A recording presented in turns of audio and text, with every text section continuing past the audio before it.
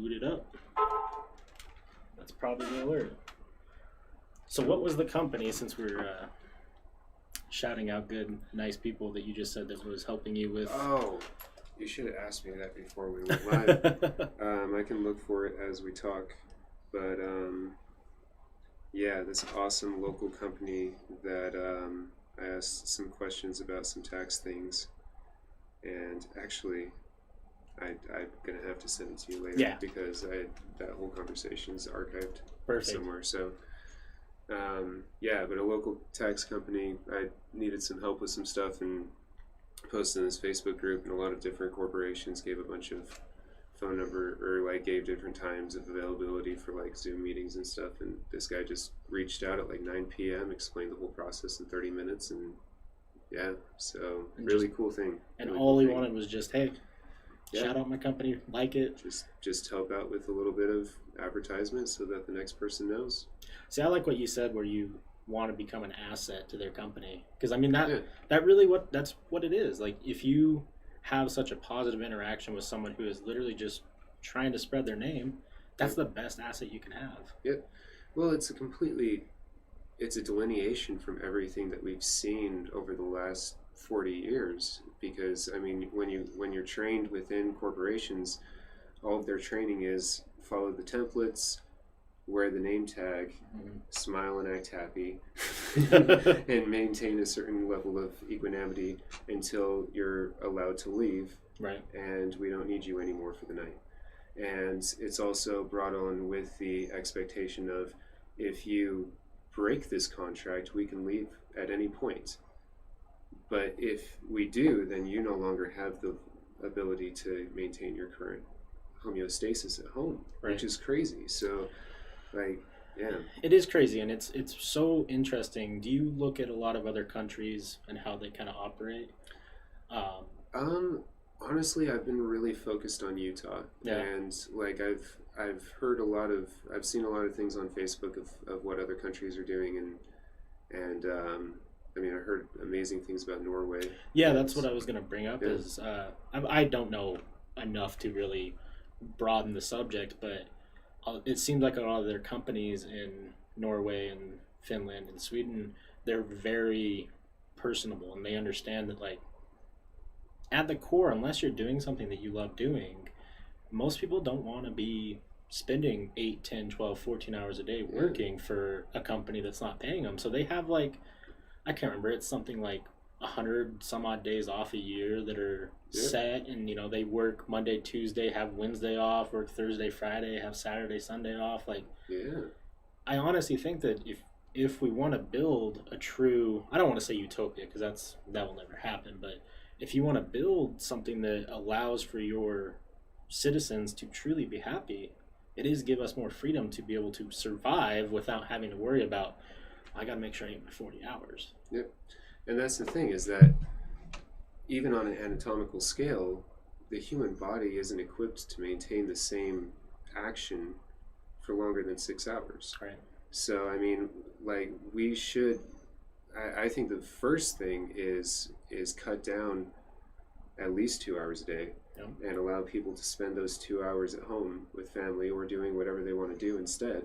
And then also, the whole idea of the corporate profit margin always wanting to be the highest priority and creating models that are only sustainable if the cost of an individual is like a 5 to 6% of that margin. Right.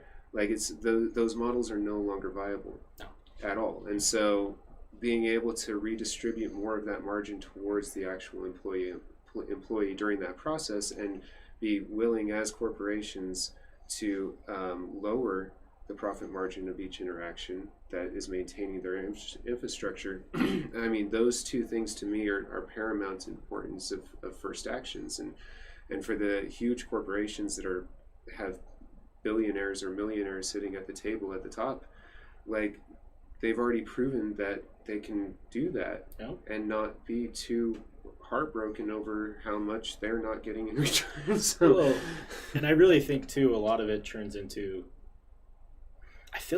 I've never been in a position of having enough money to not know what to do with it, as most people are in that situation. And I feel like when a lot of people get to that $1 million status, it just turns into like a, how much can I get? Exactly. And that really shouldn't be the mindset, because if you take the time and you listen to your employees and listen to the struggles that they're going through, a lot of them are very similar in the fact that, hey, I'm barely making rent. Yep. Rent is so, especially here in Utah, rent is crazy. Yep. You know, and I work at a company that I won't name, and they're fine, but there's been problems with raises, and it's like they give out dollar raises, which is $40 extra a week for me, which would help. What is that to $1 billion industry? Yep. Nothing. A penny on the floor. Yep. And that's what I don't get, is they're holding off on raises, but just to have that profit margin just a little bit higher. But for who? Your stockholders? Like, no, I met this dude at one of the conventions over at the Salt Palace. I was an AV tech, and he was one of the companies. He was actually the CEO of one of the companies that was there presenting their product, and he was extremely excited about the fact that his company had made enough money that he was able to give healthcare to all of his employees. That gives me chills. Yeah, it that's was really so cool talking to him. And the more that I talked to him, he actually told me that he had a term that he has trademarked, and that I asked him if I could use it. But he said that money is the lubrication to life. It allows you to go wherever you want to go. It's very true. And so that's the thing, is for the people that have lived in the world where they can have the mentality of, I do have excess, where do I want to spend it? We need, like, taking into consideration that there are people that have never felt that, right, that have never had that kind of opportunity in life. So not only are we destabilizing and debilitizing people by taking them away from their lives and their families and their kids, and making them work hours that are not conducive for the human nature, mm-hmm, but then we're siphoning so much away from them, and then we siphon so much out of them with tickets and parking and insurance and all these other things, that they go home and they don't even have the lubrication or the economic expenses to be able to do the things that they would even want to do during that time. It's like, right, like a painter that doesn't have enough money to buy a canvas, or a mechanic that doesn't have enough money to buy the next part for his car. right. Like and the individual that has to wait months before they can make that expense. It's not, we're literally suppressing. It is the most interesting form of suppression, because it's the slowest boil. Right. Well, and on top of the fact that, I mean, if we look at it, and I'm not saying businesses do this, because I think it's just inherently in. I don't think that it's anyone who's thought of this, but if you were an evil person, an evil, greedy person who just wants money, what's the best way to do it? Make sure that people have to work by doing all those things. Codependency. And, you know, I don't know if that is built in to our economy just flat out. I mean, we have a lot of opportunity for people to make a lot of money, especially in 2020, in different forms, even entertaining or creating a new crazy fashion line or whatever it might be. But we still, the average person is still so codependent on whatever business they're working for, but that business is just going to drain you. And that's the thing, is that for the first time we have options. Yeah. Like, the thing that blows me away is that this thing was in my pocket. This thing that's in my pocket has the capability with one app to do what a department of 40 heads 400 years ago, when we started the industrial age, would have been capable of. Right. One app can do what a department of 40 people were doing 300 to 400 years ago. So, I mean, it's crazy. That's absolutely mind-boggling to me, of like the options that we have available for people to document firsthand experiences of reality and actually get truth out, so that way we can have open dialogue and narrative, the ability to express ideas and express content and express ourselves. Yeah. Like, we live in a society that, thankfully, at least in Utah, before all of these things started happening with 2020, I feel like we've slowly cultivated more of a respect towards self-expression. Yes. In Absolutely. comparison to where we were like 10 or 20 years ago. And so to be able to not only have cultures that are encouraging and empowering that, but also having the technological and the educational and the reference of online data to literally create any world that we want to. Like Right. the problem in the past has been we were only allowed so many options. We only have a dollar bill, you don't have trade. Like, well, we are in a world where we can trade. Like, we are in a world where we can actually easily network and find the people that have the skill sets that we need and trade our skill sets for them. That wasn't available like it is now, No. 5-10 years ago. And so if we start actually utilizing these things, if we walk away from the spectator mentality, that's another thing that I feel has been cultivated within our society over the last 40 years specifically, is that we've become the spectators that sit back and go, okay, so who's going to create the option for me? Is it going to be a Hyundai or a Honda who's going to come out with the better thing? Right. Is it going to be a Mac or a Windows who's going to come out with the best products? Like, and we've slowly gotten used to the idea that there's only so many options, and we're confined to these requirements of I can work for Maverick or I can work for Guitar Center. Right. Like, and it's like, no. Like, you can go out and you can find what makes your heart sing. You can find that skill set, that desire, that emotion, that feeling, that expression that creates value to your life. And you have more than enough online resources. You have more than enough ways to connect with your communities and the individuals around you. And you already have value. You already have skill sets. Every job that we've gone through to get to this point hasn't been for nothing, just like any religion or any experience. Like, everything that we've gone through has created and cultivated the character and the abilities that we have now. Like, I don't consider myself a carpenter, but I've done a lot of carpentry and I could build something. Right. Like, that's not the first thing that makes my heart sing, but I have that skill set. And so if me getting to the point where I can do the thing that I really want to do means figuring out how to do carpentry and landscaping for a while just to maintain bills so I don't have to go work for somebody else, maybe that's worth it. Maybe it's worth working for somebody else long enough to get the training so that you can go and do your own thing. But we have a world that has those options for the first time.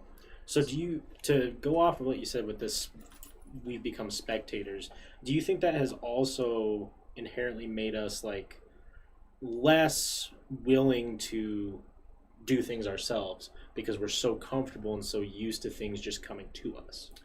Yeah, I think it goes all the way down to the automations in our homes. Yep. In my mind, with the ability to, I need to wash my clothes, I'm going to throw it in this thing, put soap in it and push a button. And they need to dry, I'm going to change it over to this and push a button. I need to wash these dishes, I'm going to put them in this machine and push a button. I want to watch TV, I push a button. I want to go into my car, I push a button to turn my car on now. Right. It's like we've created a world where there's no puzzles, there's nothing to interact with really. Like, I've been working slowly trying to allow this concept for a song to cultivate in my head of like creating this song that where through the whole thing the lexicon of the grammar makes it seem like you're in a spaceship. And so you have like to create this like world where it's so subtle that I'm not using actual like very specific terms in order to like tell you what it really is, but just through emotion be like, I'm in this environment and it's unsafe to go outside unless I go into my machine, my other contraption that takes me to where I'm supposed to go, and I need to go to these places to like do these things, but yeah. like I need to be careful at the outside and like and just this constant thing. And then at the end of the song make it apparent that like they weren't in a spaceship, they were just in their house, because we've almost completely disassociated from reality in that way. Yeah, like we don't wash clothes in rivers anymore. We don't make food probably 40% of the time on average for the average person, if I were to make up a statistic. But like we have all these things that we just take for granted that we've created a world where we have so much time that we literally don't know what to do with it, and we feel like we don't have any time. And so we've given all of our time to other people because they told us that that's the best way to maintain the world where we just have too much time to not know what to do with. Right. And it's like, and so I even tried to go to the other side of that extreme, and I lived a whole year without shoes off $3,000, and tried just seeing what it was like to completely disassociate from all of the luxuries and all the normalities of Western culture. And I mean, not wearing shoes, I wasn't allowed into bars, I wasn't allowed into most places, most locations, and so it completely debilitated my ability to rely on corporations. Right. It completely debilitated my ability to rely on the lubrication of being able to walk into a store and buy a drink. Like, all of a sudden, everything that was in my back pocket was emergency expense. Right. And I needed to figure out how to make food, how to get food. I needed to figure out where I was going to sleep. I needed to keep myself hydrated through the day, and it became a realization that really those are the main priorities of each day. So doing that mentally, did you feel more rewarded every day? Or did it feel more strenuous to the point where you didn't feel rewarded and wondering why you're doing it? I would say that feeling went between those two every few hours.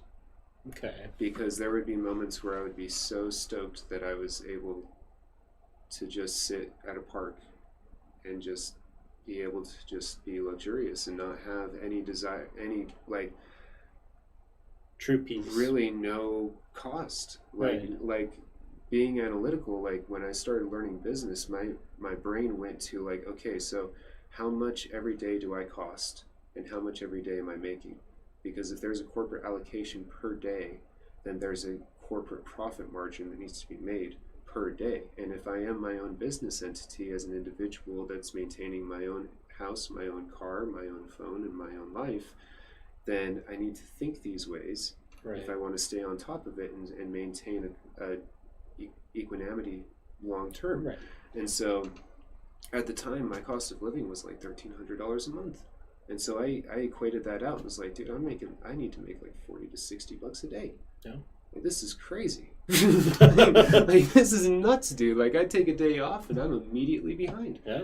Like, I take any personal time, I'm immediately behind. I take a sick day, I'm immediately behind. Like, any variable happens and it's going to take me 3 months to fix my car. It's going to take me 6 months to do this. Like, and as far as like the American dream of like one day having a picket fence, dog, wife, and a couch, like I'm not too far off, and I'm like, this is ridiculous. Yeah. I don't want to live in this. And so the year without that, there were moments where like the full brevity of that was completely lifted, and it was like, wow, there's like, I really don't have to worry about any of that right now. Like, that is such a great feeling to not have to worry about any of that. But then 2 hours later, something extreme would happen, and I wouldn't have an ability to rest or wash clothes or anything like that, and I would end up walking around for 6 hours with smelly clothes or something like that, and I would just be I would constantly have to succumb to each moment and just do the best to kind of make it through until the next time that I could recharge and actually take advantage of some of the things, some of the benefits and luxuries of reality again. So so those moments were painful in the other direction of like, how do I, like, am I really okay with this? Do I really want to do this? So I guess, I mean, I have a lot of questions with that, because not a lot of people do take that step back and try and really, I don't even know what to call it, like experience life for what it really is. Because I mean, life, our average day, if we're just a middle class working person or a lower middle class or lower class, like, it's pretty universal. We go to work, we get off, we try and spend as much time doing things we want. We go to bed, we wake up and repeat until it's our weekend. And that's why so many people are like dying on Thursday, like, oh my God, is it Friday yet? Like, and it's sad. I mean, honestly, it's sad, because when you see people who are more wealthy, they wake up Mondays and they're like, God damn, it's Monday. I'm pumped. But then for the normal, like the average person, it's like, oh, I guess I got to go back to work and make that living. Yeah. So doing that, you said you left yourself, or you did this for a year-long time. Are there things that you still mentally do that you were doing during that time period, or is that all just something that you've learned from and moved on? No, because so the way that I managed that whole entire system was I actually found local companies and started working with nonprofits. Okay. And started leaning sometimes really heavily on community members that were at the forefront of those initiatives. So it was really interesting because, I mean, so for context, before all of this, I mean, I was an introvert, still am an introvert, but from like 18 to like 25, I worked call centers. Like, I sat at a desk for Netflix, Jitterbug, Musician's Friend, countless. I did it for Discover, so I countless companies, and so like I came from that extreme of 7 years of waking up on Monday and just heading to work because I had to. And only living for those 2 days, one that I could be a debauched fully hedonist, and the next day to recover, and then you go back to work. Right. And so, like, I did that for a long time, and so, but through that whole entire process, I didn't rely on anything other than corporations. I didn't rely on anything other than what was easily accessible due to the interaction and the transaction I was doing with society. I give you 8 hours of my day, 5 days a week, and you make it easy for me to pretty much succumb to any desire that I have. Right. If I want a juice, I can go to a Maverick. If I want a movie, I can go to a theater. If I want a beer, I can go to a bar. Like, and so now, after having both of those experiences, my focus is much more, I mean, also being like, I spent 5 years training to be a pastor in Christianity, and so like the whole idea of like self-deprivation, and I love the ideas of monasteries. Yeah. like I absolutely love the idea of like finding a place in the middle of the mountains made out of stone and just a room I could sit in and like just be like, cool, I'm done. But so yeah, like that, through that whole entire thing, like that's where I started learning the self-deprivation and some of the values behind fasting and kind of pushing your body a little bit to the extreme of making it think that it's going, like it needs to go into the sympathetic, and it's in an emergency situation. The ability to go into those physically and maintain a calm composure. Like I was already practicing that within the Christian concept, and then had real life experience back on the street again, and then since then I've kind of tried to find an equanimity between those two of like, I'll go out and buy beer, but I'll only do it once every week to 2 weeks, and it lasts me 3 to 4 days to a week and a half. And like, I'll go out and get fast food, but I also try to work with gardens locally and try to grow as much produce as possible, and try to not just rely on one thing. Like through the reality of the situation is we can't live in a completely sustainable environment locally yet. No. Like, we have the system, we live in the system. We don't live in the mountains where we can just go and pick berries and do that. Like, and so there has to be a compromise of interacting with the system, but also learning how to interact outside of the system. And then I think that another interesting strategy is working within the system to try to convert the system. So that's kind of what I'm doing now with my company, is trying to make enough revenue that I can actually sponsor individuals that I see doing things that would greatly support soil amendments within our communities, and getting away from desertification and re-cultivating the land, so that way we can create our own produce, create our own food, and rely on that within ourselves. But also people that want to start local companies that supply a certain option within a city that right now is a monopoly. So that's like someone that wants to create something that only Walmart's selling, kind of thing, and create that new option. Or someone who wants to anything. Like, and so, yeah, so I think, yeah.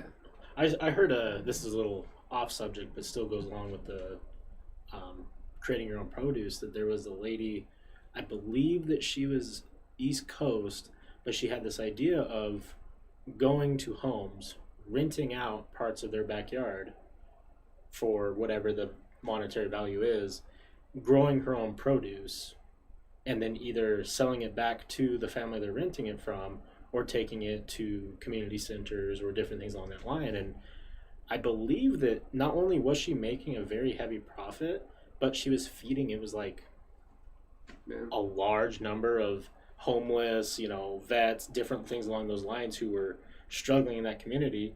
And now her name's, going across the nation. Yeah. And just things like that are so, I mean, if someone came to my house and was like, hey, could I rent out a chunk of your backyard and grow some vegetables? Yeah, you can do it for free.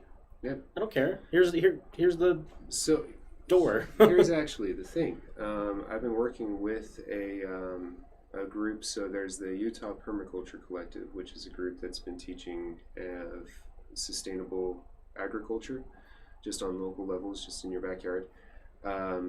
We have started something called the Neighborhood Resiliency Initiative. Okay. And that is literally all we're doing. That's awesome. Is we have a huge database that we've set up, and you can sign up as between 5 different things. You can be an organizer for your city, you can be a volunteer for the gardens, you can be a donor for land, you can be a resource provider, and you can be a mentor for the volunteers. And so I think it's I'm going to have to give you all these links later. Oh, yes, please. Neighborhood Resiliency Initiative. It's like nrislc.com or something like that.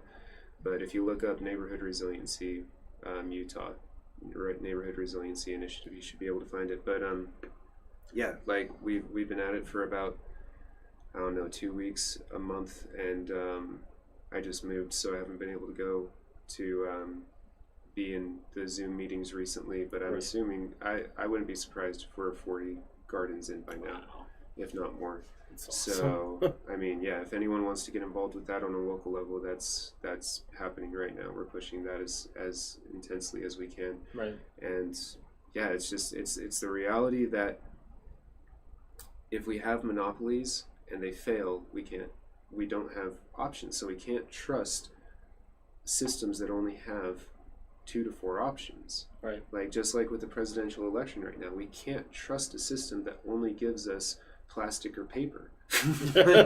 I want more options than that. I want the option of being able to just grab my groceries and walk out without either. No. Like I want more than just what's being offered. And so if we can get to a point where on local levels we are creating as many options for each other as possible, then we don't need to worry about capitalism. We don't have to worry about fighting against each other as corporations. We can work together and realize, like, I don't need to be the only massage therapist with clients in Salt Lake City. That's absolutely ridiculous. Yeah. And so for me to push clients that I can't help in that moment to somebody else is not me losing business. Like, that's me supporting my community. Me going and paying someone who teaches me yoga for an hour. I just helped them pay their rent. Yeah. I'm maintaining the economic flow within a small bubble instead of just pushing it out and allowing it to disappear. So, and the more that we have that mentality, that's what the year of being shoeless, helping nonprofits, homeless taught me, was the more that we maintain the bubble within our communities, the more we will thrive, because we create a middle class. We create an opportunity for people to live lives where they work the hours they want to work, they have the money to do the things they want to do, and we see the innovations and the expressions and the scientific development and the economic models and the societal normality that cultivates itself through that standard, through that ground level platform. Because if we don't get at the problem by the root, then it's going to come back. Yeah. And if we're only looking at defunding the police, if we're only looking at the presidential election, if we're still distracted by Hyundai and Toyota, then we're never going to look at the root. Right. The root was 2000 BC, or 1200 BC, when agriculture started and hierarchy started. and the mentality of needing to control started, and normality and systems and creating some symmetry and uniformity in all things. That's when it all started. We changed that, and then that creates the platform for the cultivation of a new worldview where human beings are respected, plants are respected, the earth is respected, and the skill sets and the innovation of the general public, of self-determining, educated individuals, becomes the normality to reality, and we don't need celebrities in one city that everyone's staring at. We have our own. Right. We don't need your musicians. We have our own. We don't need your medicines. We're making our own. We don't need your clothes. Like, just get out. Like, we're good. If we need something, we'll go to the other city and we'll ask them. Like, right. Leave us alone. So how do you go to like an individual who is, let's say, we'll use clothes for example, right? And we're like, hey man, we can create clothes for you that are, gonna fit great, they're gonna feel great, they're handmade, they're quality. But they don't have that Gucci on it. Or they don't have that Prada or whatever the line is. Like, how do you pitch someone who is so stuck in the mindset of, what they see on Instagram and what's popular and what's important to be like, what's the word used nowadays? The clout. Yeah. How do you talk to someone like that and really build a personal dialogue with them where they're going to be able to understand, like, hey, you're paying a company because they are very good at advertising themselves. Yeah. You're not buying anything different than what I'm making. I have this is the same product. That might actually be higher quality. It just doesn't have the label. Yep. How do you translate that into words of like meaningfulness to someone like that? I think it's the same thing as politics, religion, and marketing. Like, if we rely on words, then we're relying on the previous system. I think that just the example of life, like walking into a scenario where the first thing out of your mouth isn't, hey, you want to buy my khakis, but your first interaction is honest and genuine. You actually like begin to interact with that individual. Right. And then through those interactions and through creating familiarity, the conversation starts up of, yeah, I'm trying to create more local solidarity. This is my concept. Like, I went to the whatever company and I figured out their design and where they were getting their stuff. I made sure that I got better product. I did it by hand. I guarantee the stitching. Like, I guarantee it's going to be good quality long term. So, and then have that person just inherently be interested. Like, that's the thing, is like, the whole idea of marketing is finding people that need the thing that you have. Right. But it's also, if we just naturally find the things that we need. Well, I kind of get where you're coming from as well with the whole, if it's a small community and you're in that bubble and you're able to work with each other, it doesn't even, I guess I'm still in the mindset of thinking like, well, how are you going to be able to make these shirts and survive? But then it's not even about that at that point. It's about getting this shirt to that person because they need a shirt. Yeah. And maybe in return they'll give me food or whatever it might be. It'd be an awesome world to live in. Yeah. And I see the changes. Like, I mean, I go downtown. I'm not recently, but when I spend time downtown, everyone's a lot more personal. Do you know up by? So if you go near the or if you go down Capitol Road, like you're heading toward like State Street and Main Street, you take a left. There's like a dog park, kind of over by a bunch of Meadow Grove. Yeah, Meadow Grove. Yeah. There's so many nice people over there now. Dude, Meadow Grove's great. There's so many like Meadow Grove blows my mind every time I come. I remember going there as a kid, and it was just kind of like, yeah, it's a park. You go over there, everyone's talking, everyone's having a good time, it's just. No, I've been impressed with that place every single time I've gone over the last few years.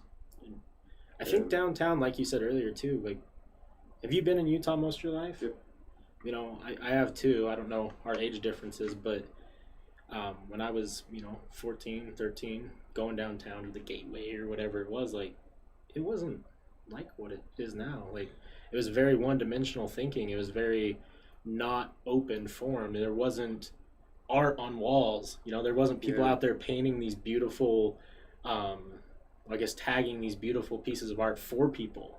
There wasn't music shop like low level music shops opening up. There wasn't all these food options. It was like exactly what you would see on TV.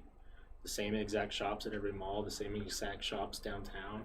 And now we're finally getting to a point. I don't know if it's the progressive influence that's coming from California, or if it's truly people realize that our community wasn't as tight as they want us to believe, and we're just naturally starting to want to build that community. I don't know. It's tough. I don't know, but yeah, I have slowly seen that progression. Because I remember like one time I was down in Portland, and was just chilling at a bar with a bunch of people, and this homeless dude who was very obviously homeless walks up, and every single person knew him by name. No.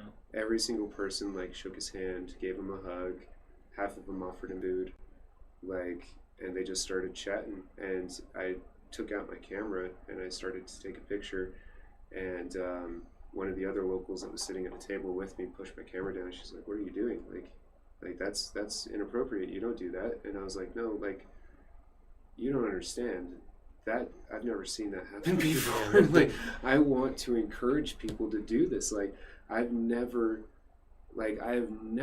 seen anything like that before in my life. Me neither. That is mind-boggling to me right now. I've been homeless. I've been that transient on the side of the street that people walked past. I played guitar for 6 hours and made $20.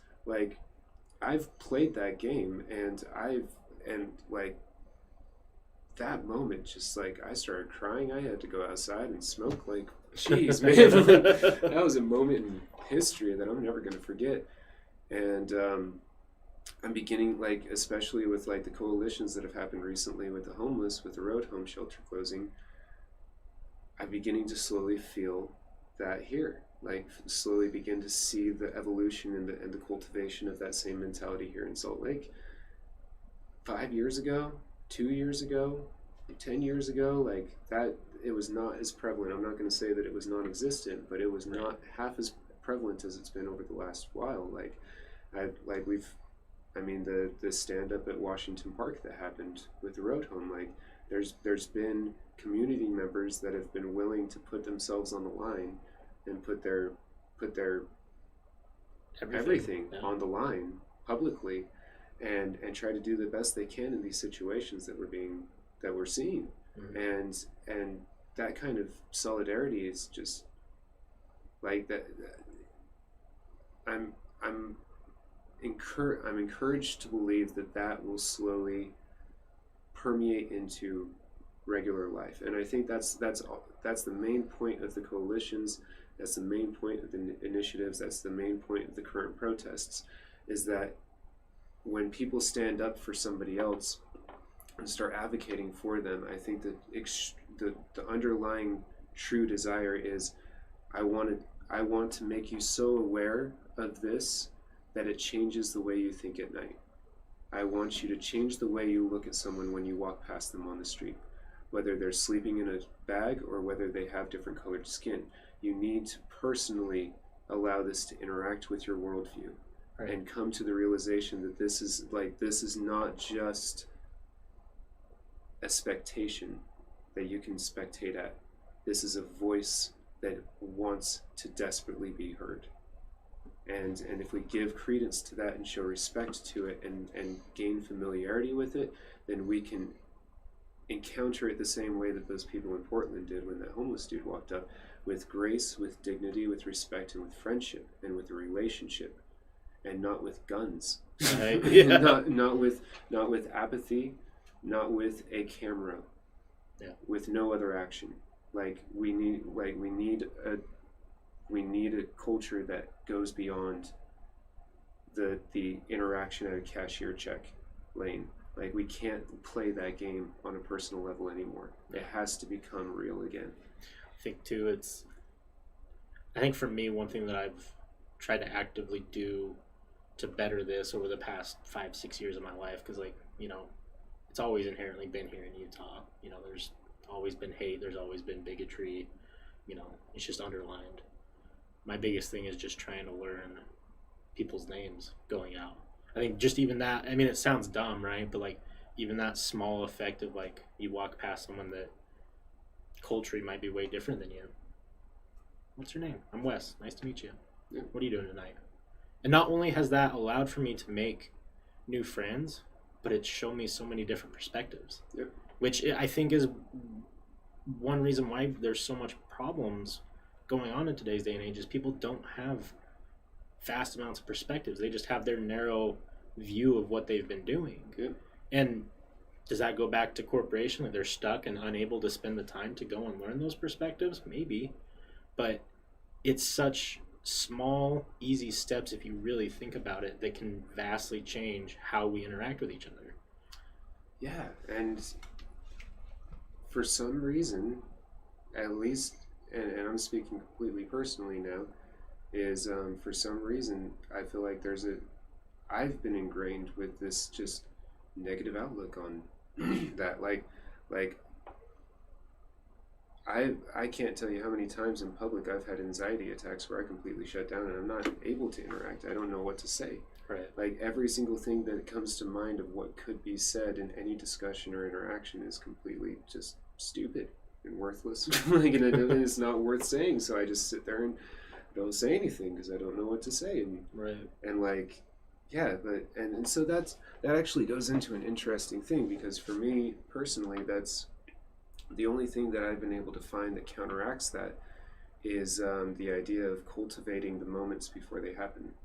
So, and for me, that's become the premise of my idea of self-care, is the idea of like coming to this podcast today is woke up this morning and thought, okay, so in order to be in the mindset to be able to talk the way that I want to talk and be able to think about the things that I want to be able to think about and react quickly and concisively and be able to use good grammar, I need to go through this repetition that I go through each day of making this type of food in the morning and taking these supplements and doing this yoga and eating this other types of food and to be honest, the minute I woke up, I didn't want to do any of that. Right. All day I haven't wanted to do anything. And so just intentionally focusing in and going, okay, like this is like, in order to be the person that is capable of doing the things that I want to do in that moment, and that actually, interestingly enough, for me, really symmetrically interacts with free will and predestination in Christianity. So like Pelagianism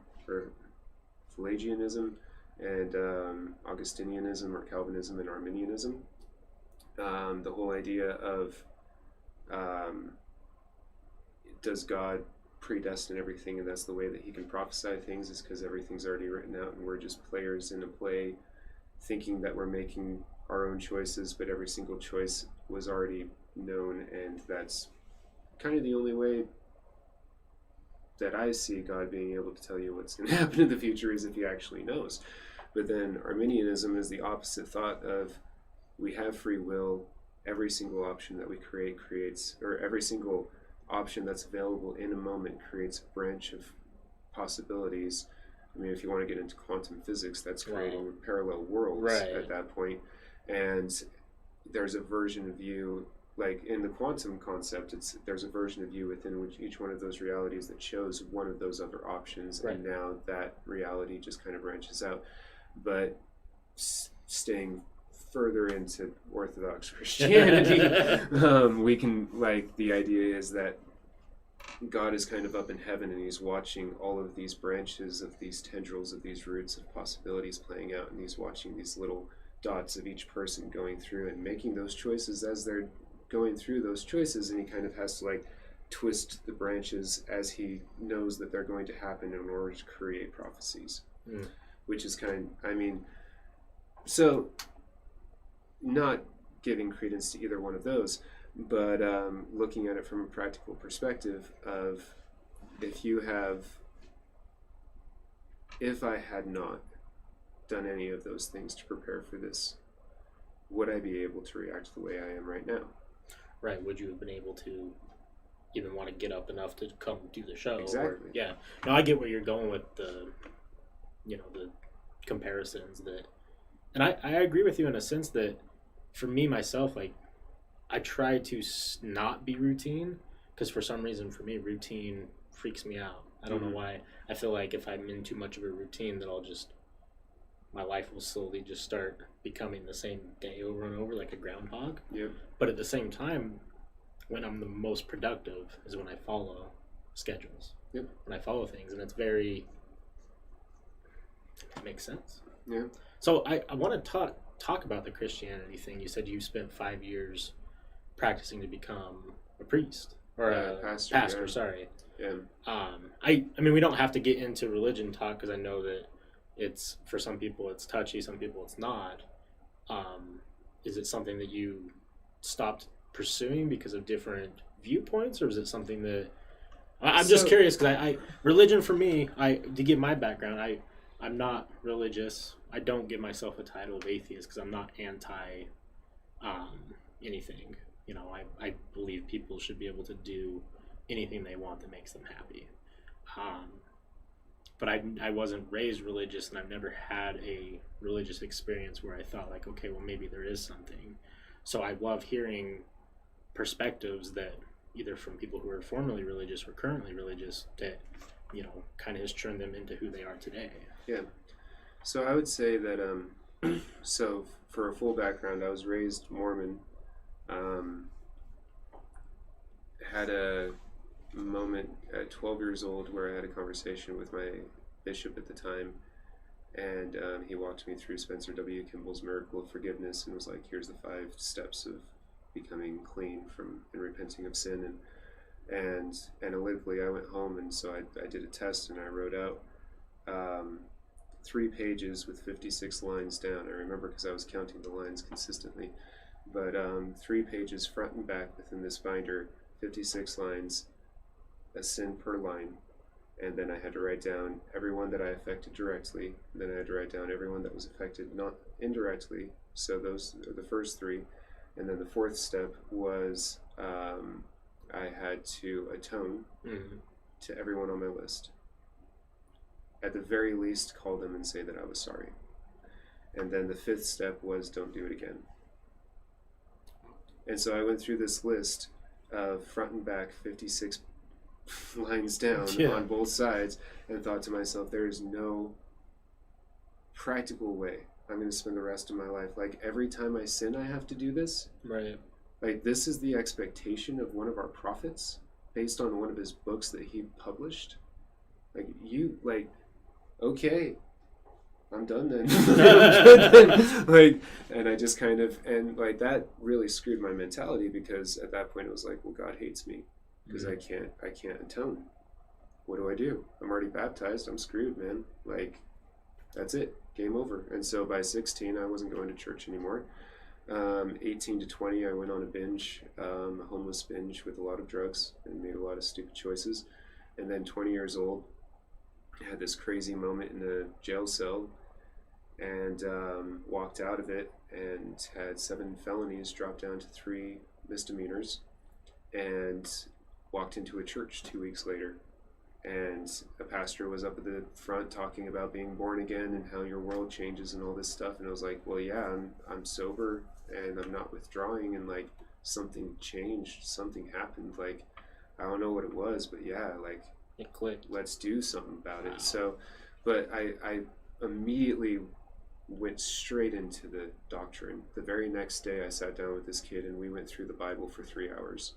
Like, literally just sat down and just went through verses, and I tested every single question that I had at the time against him. And by the end of that, he had been trained well enough through being able to give that kind of presentation that it all made sense. And it was like, cool, like, this is great. I'm going to sign up for this. Like, how could I be the most effective in this? And it's like, well, I love studying. I love doctrine. I love learning things, like, and then I love helping explain things in practical ways to people. So that's what that dude up there is doing. So how do I become that dude? And because that's where I could be the most effective. Right. And so I spent the next 5 years in doctrine. And the further into the doctrine that I got, the more I started watching the fruit of the seeds that I saw planted in the church. The first thing that started, like, well, let's not go into that. I started seeing things that I didn't agree with. Right. And doctrine and problems in the historical records, things about the actual anthropology and the history of the church from Constantine through the Crusades, through all these different things, and the way that we were purporting and just everything. I found things that I didn't agree with, and I had to walk away. Right. So, but now whenever I talk to people about religion, the thing that catches me is like, I mean, I studied apologetics, I studied all kinds of things. Like, I read through the whole Bible 7 times through in 5 years, and now I get stuck on Genesis 3.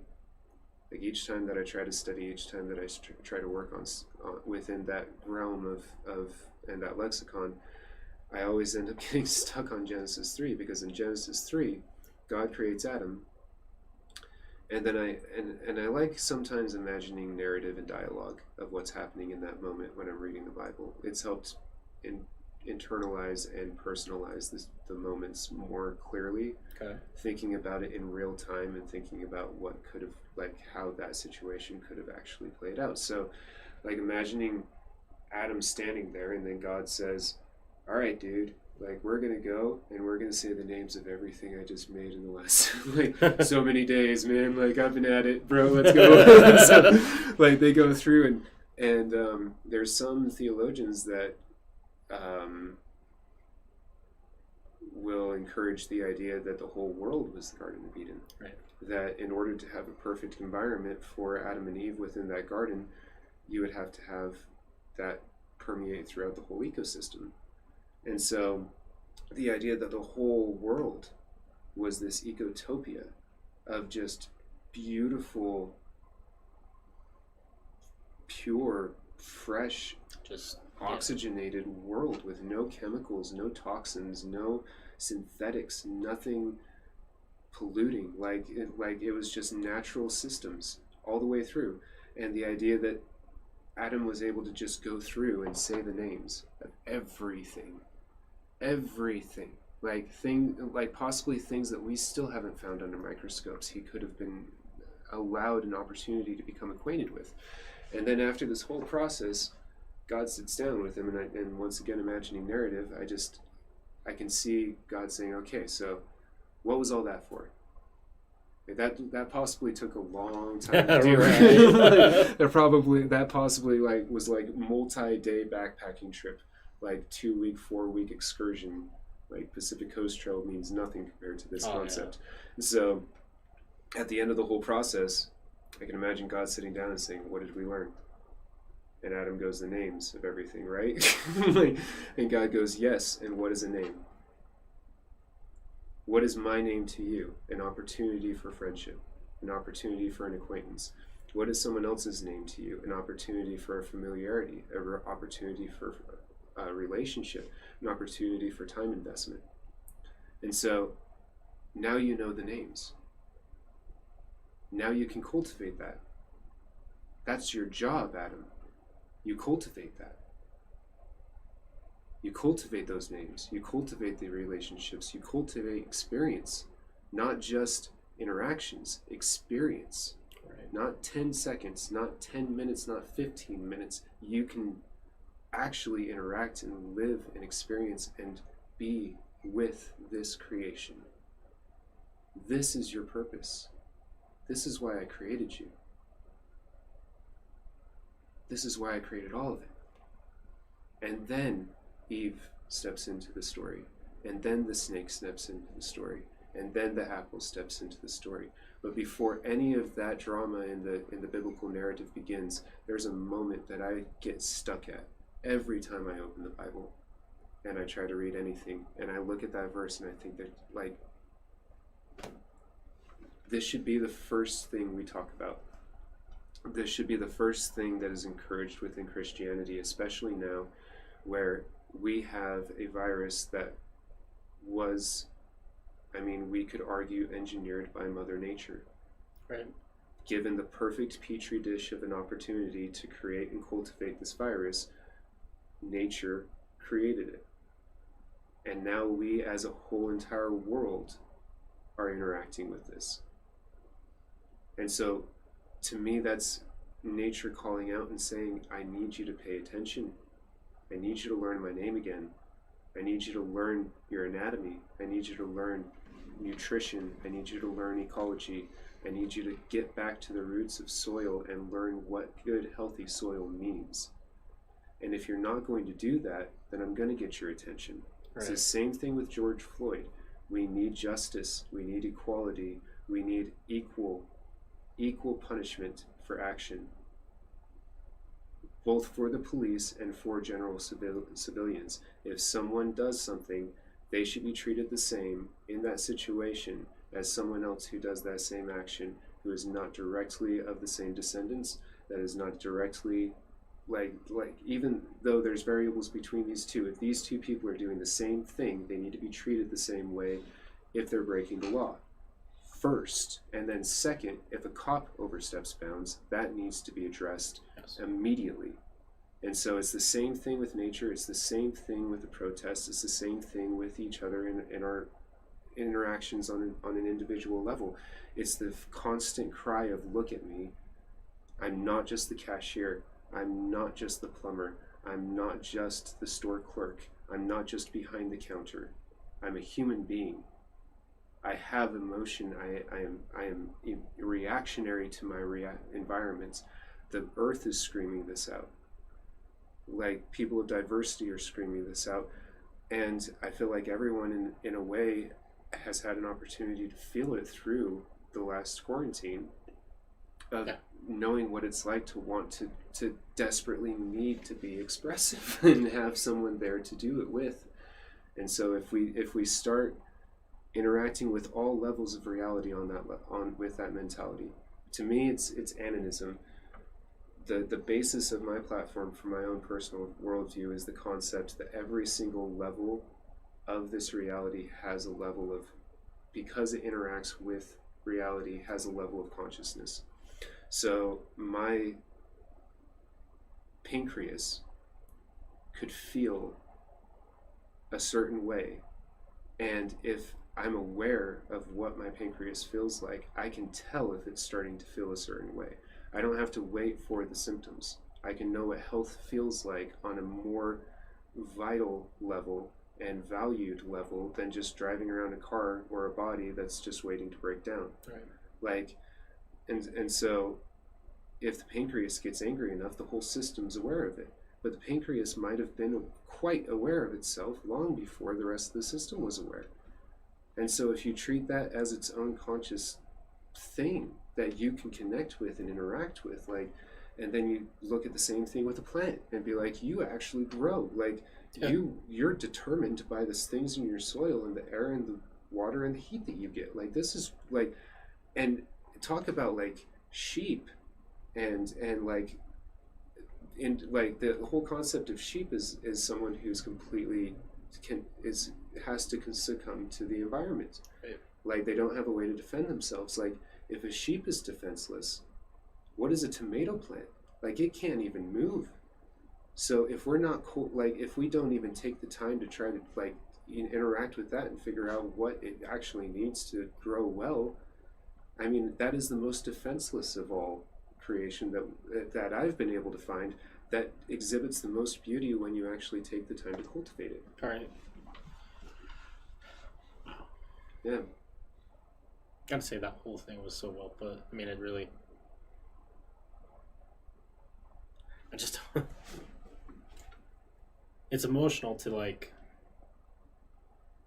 hear someone talk who actually isn't talking from something to benefit.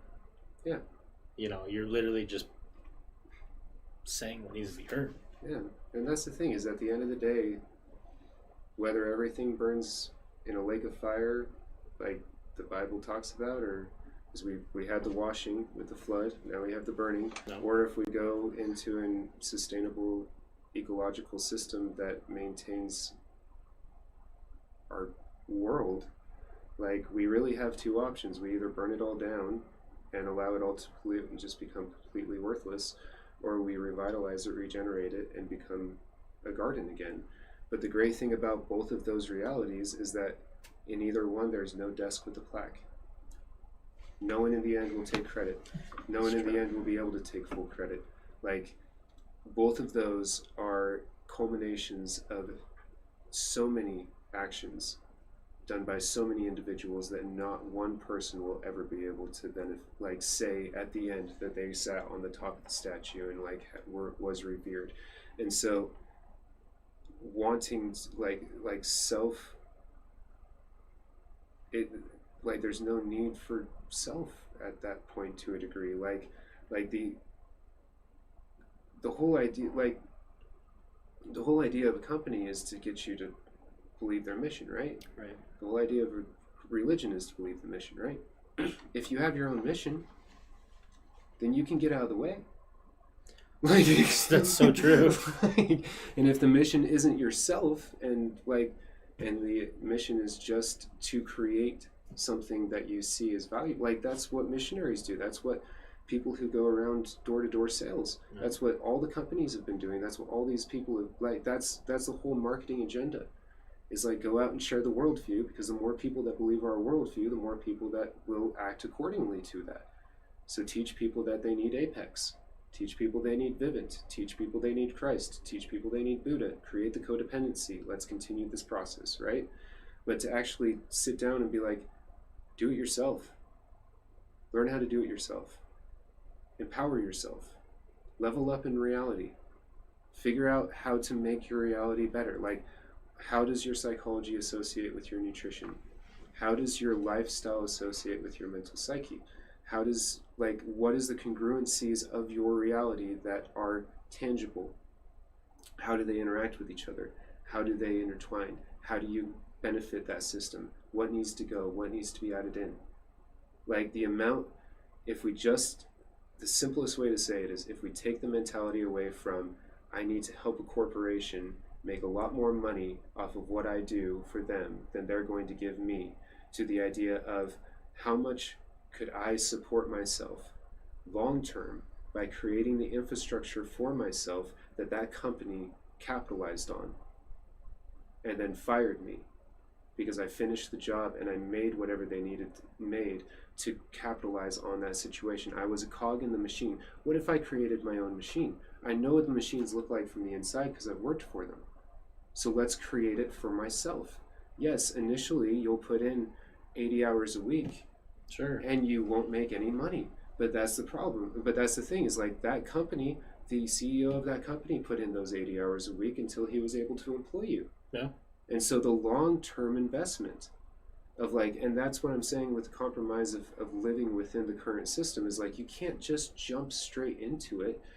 Take the slow approach if you need to. If you can and you have the balls to, I encourage it. But if you it's okay to figure out how to make a product that is valuable to your community and work for Amazon on the side, and then get to the point where you're making enough income here that you can tell them you need to go part-time. But guess what? Now you've actually got some traction here. So if they go, well, the only way you're valuable is if you're full-time, we have to fire you. If you want to go part-time, then you can go, fine. And now you're at least here. Yeah. You're not at the bottom. You can at least have a platform to begin growing from. So cultivate it like a plant. Cultivate yourself like a plant. Cultivate skill sets like plants, and start watching the slow growth. And it's not just based on the green that you see from the top. It's based on the root structure that's maintaining your soil or your platform on which you're working on. And yeah, and the sturdiness of how far you can go long term. Don't just worry about how good you look on Facebook. Grow true interactions and true relationships with people that are within your close circle, and build clientele and build your rapport and build a reference point within the community of an option. So, and I think too, going along with this, that the reason why we don't see it as often, it happens a lot. People do self-employ and create their own machine, as you put it. I think why a lot of people fail is the mindset that is told to us nowadays. Everything's instant. Like we were talking about earlier, you push your car now. You take the washing machine to the dryer, like everything's just instant. So I think people are just so used to instant that when they try and sit down and like, okay, well, how do I start my car washing business? Yep. Okay, well, step one is, well, I gotta allocate some time. Okay, well, that's gonna be hard. Okay, well, now I have to sacrifice my weekends. Do I want to do that? And I feel like when people aren't getting that immediate satisfaction, they give up too easy. Because, like, for example, I'll use this podcast as a prime example. Like, you know, I've been doing it for 2.5 years. I had a co-host at the start. There's been a lot of times where I'm like, I look at numbers. I think everyone does it who's trying to reach an audience or trying to help people. Like, it's like, man, am I doing the wrong thing? Am I wasting my time, or am I, you know, is this really gonna pan out for me? Yeah. But then something like today, talking with you, or last night I streamed playing a game at like 9 o'clock at night. There was these 2 individuals who came in and watched. They were fucking awesome. They were like some of the nicest people. They were sitting there like complimenting me and, you know, saying, oh yeah, the game's cool, like all this type of stuff. And it's just like little interactions with that. And I think people skip over the small things in life. Yep. Like when you're building something, like, you know, and you have a day where it's just a shitty day, it's a hard day, it's rough, you worked 10 hours, now you have to come home and work 10 more on your craft, and then, you know, where in that shitty day was the small thing that was fucking awesome? I think people skip over that, and when they skip over that too many times, they don't feel like they're getting that satisfaction and that gratification of like accomplishing a goal, because the small things don't matter to them. Yeah. That's one of the things that I've tried to really change in my life, is because when I was younger, I always felt like, oh, I need the big thing. I need like the success. I need to see this thing or that thing. But then I would realize, like, it's a weird thing. It kicked on me, like, one day I have this friend named Clinton, who I don't talk about on here a lot, but he's one of the greatest people that's ever affected my life and changed my perspective on things. And we used to work at Domino's Pizza together, just like a silly job. And do you know Bountiful at all? Yep. So Domino's used to be at Dick's Market. Yep. Up on Orchard Drive. And one night we were super busy. He went over and got drinks, and he came back, and he's like, they're kind of warm though. I'm like, oh, it's okay. And he's like, I'll be back. He goes and grabs some ice, and he comes back and he puts ice in the drink, and he's like, it's the small things in life that matter, like ice in your drink. And I sat there for a second. I'm like, oh, whatever. And I took a drink. I'm like, that was really good. Yep. And that was the highlight of the night. And I remember that over like the 5 years that I worked there. Yep. And, you know, and I think people, if you're listening to this, I think that if you sit back and if you're having such a bad day and you really think about what's going on, there's that small thing there that you can really take away and be like, you know what, today really wasn't that bad. Yeah. I mean, I've really enjoyed studying worldviews and philosophies and stuff like that. And so the holographic universe idea, mm-hmm. that everything's just chips, like creating right. holograms and shit, like that's a fun thing to play with. But when I was playing around with that mentality, I was like, well, if it's all just like an automated video game kind of thing, like that means there's like golden eggs, right? Like, what if there's a golden egg per day? What if, like, I just need to find the golden egg that day, like, and just like be aware enough to like catch that moment that makes the day worthwhile? And so I kind of like tricked myself into looking for that each day. Of like, through the day, I'd be like, I haven't had my golden egg yet, universe. Like, I'm waiting for that. Where like, are you at? And then like all of a sudden there'd be an amazing sunset, and it'd be like, there it is. Like that's it. Or like sitting outside and a huge butterfly flies by, or like a huge bird flies by, or like something like that happens. And it's just and honestly, the golden eggs that I've had recently it's always nature. Yeah. Like I go outside and Same. I see something real crazy, like squirrels doing something, or it's fun. Yeah. No, it is. And I wonder if I agree with you. Like a couple mornings ago, I was driving to work, and you know, I was pissed, not pissed off. I'm like, oh, another day of doing work I don't want to do. I wish I could stay home and work on what I want to work and whatever. And I pulled up some parking lot, and I was sitting in my car, and I'm like, ugh. And I look over, and like the sun wasn't quite coming up yet, but it had turned the sky like this purple pink.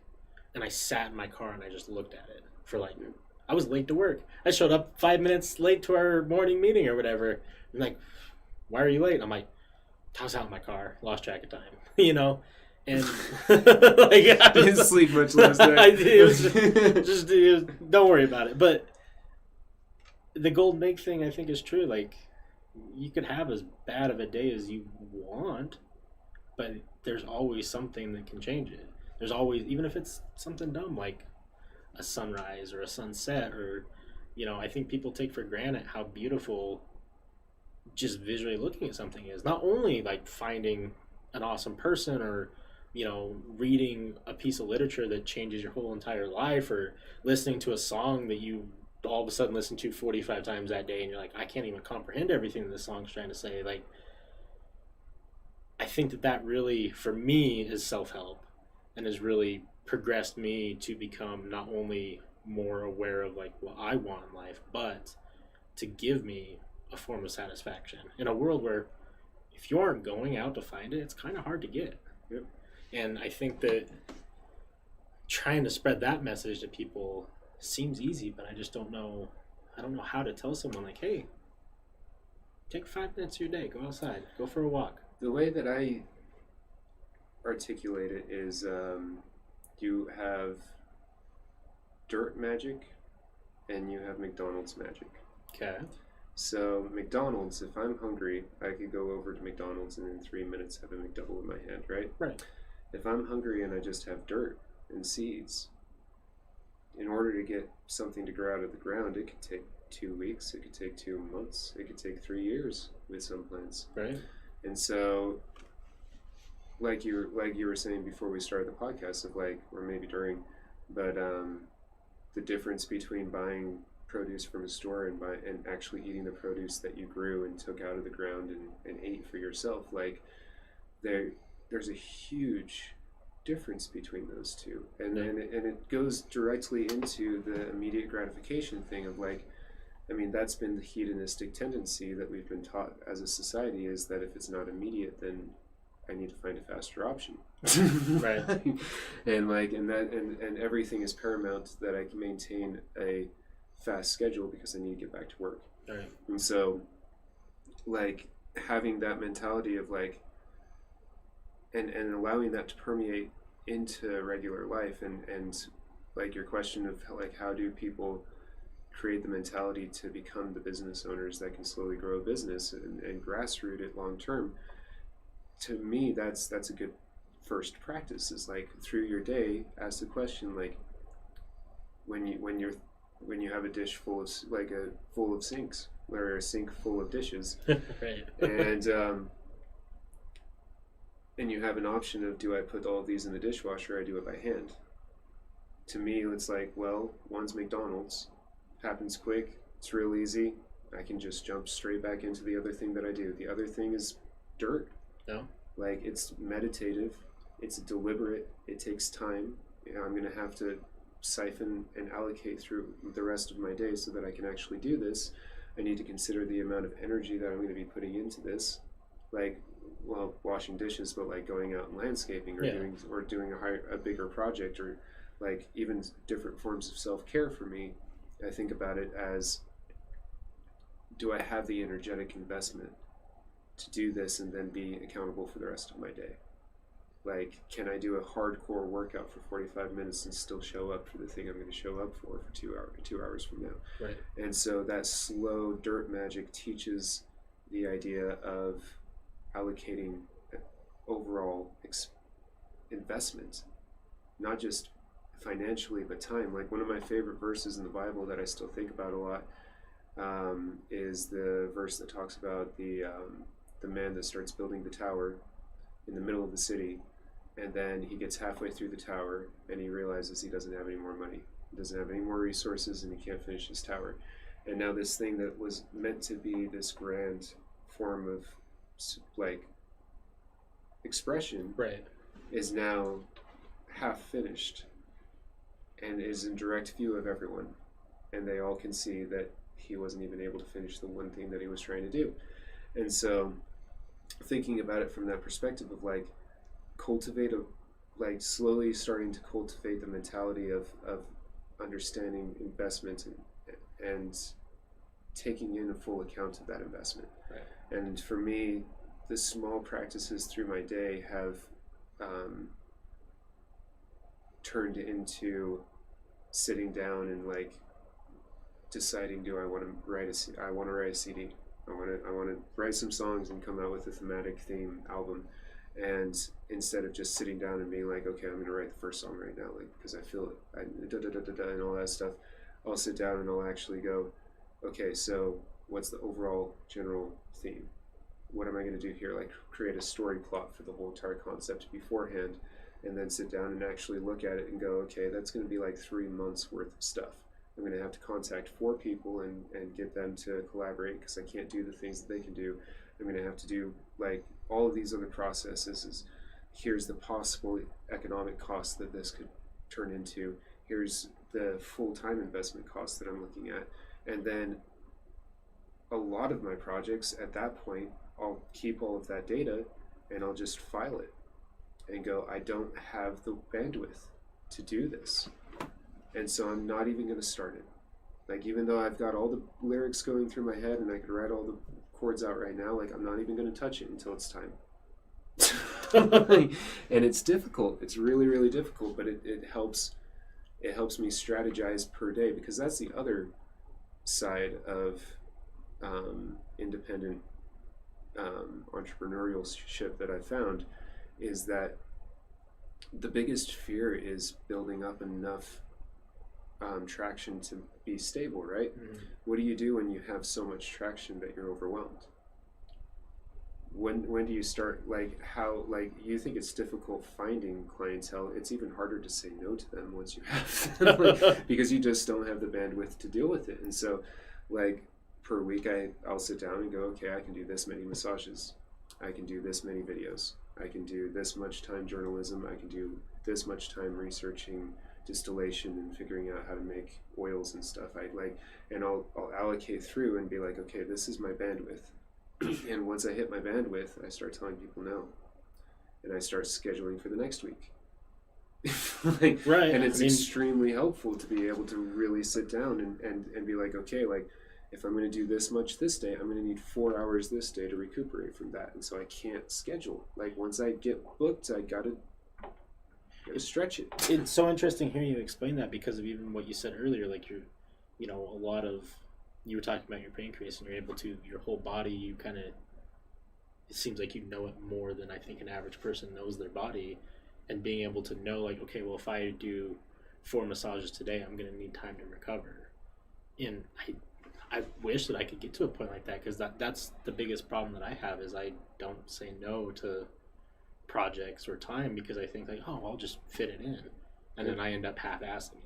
Yep. You know, either I'm tired or exhausted, or you know, I'm double booked, or I did this thing or that thing or this thing or that thing, and I'm like, then at the end I feel shitty because I may have, you know, not burnt a bridge, but maybe I weakened a bridge with someone that I wish I wouldn't have. Exactly. And I think that was that something that clicked in your mind, that it's just that you need to really be realistic with your time, or is it more along the lines of trial and error? Well, so that's the thing, is like 7 years of sitting behind a computer making money for corporations, like, and then jumping from that reality into a world where I was just barefoot with $3,000. Like, I went from wishing that I had community around me, and wishing I had people around me, and wishing that I had things to do, to being offered 3 to 4 projects a day because I wasn't charging anything. Right. And so, like, that, I went to the other extreme of exactly what you're talking about. I would just fit in 15 things in one day, and then I'd fit in 15 things for the next day, and I would get a 7-hour window for sleep, and I'd wake up completely exhausted and overwhelmed and just angry. Yeah, and I'd go through the rest of the day, and like, everything could have been a lot better had I actually, like, given myself enough breathing room. But in a weird way, I think that for me, it was that presupposition of lack.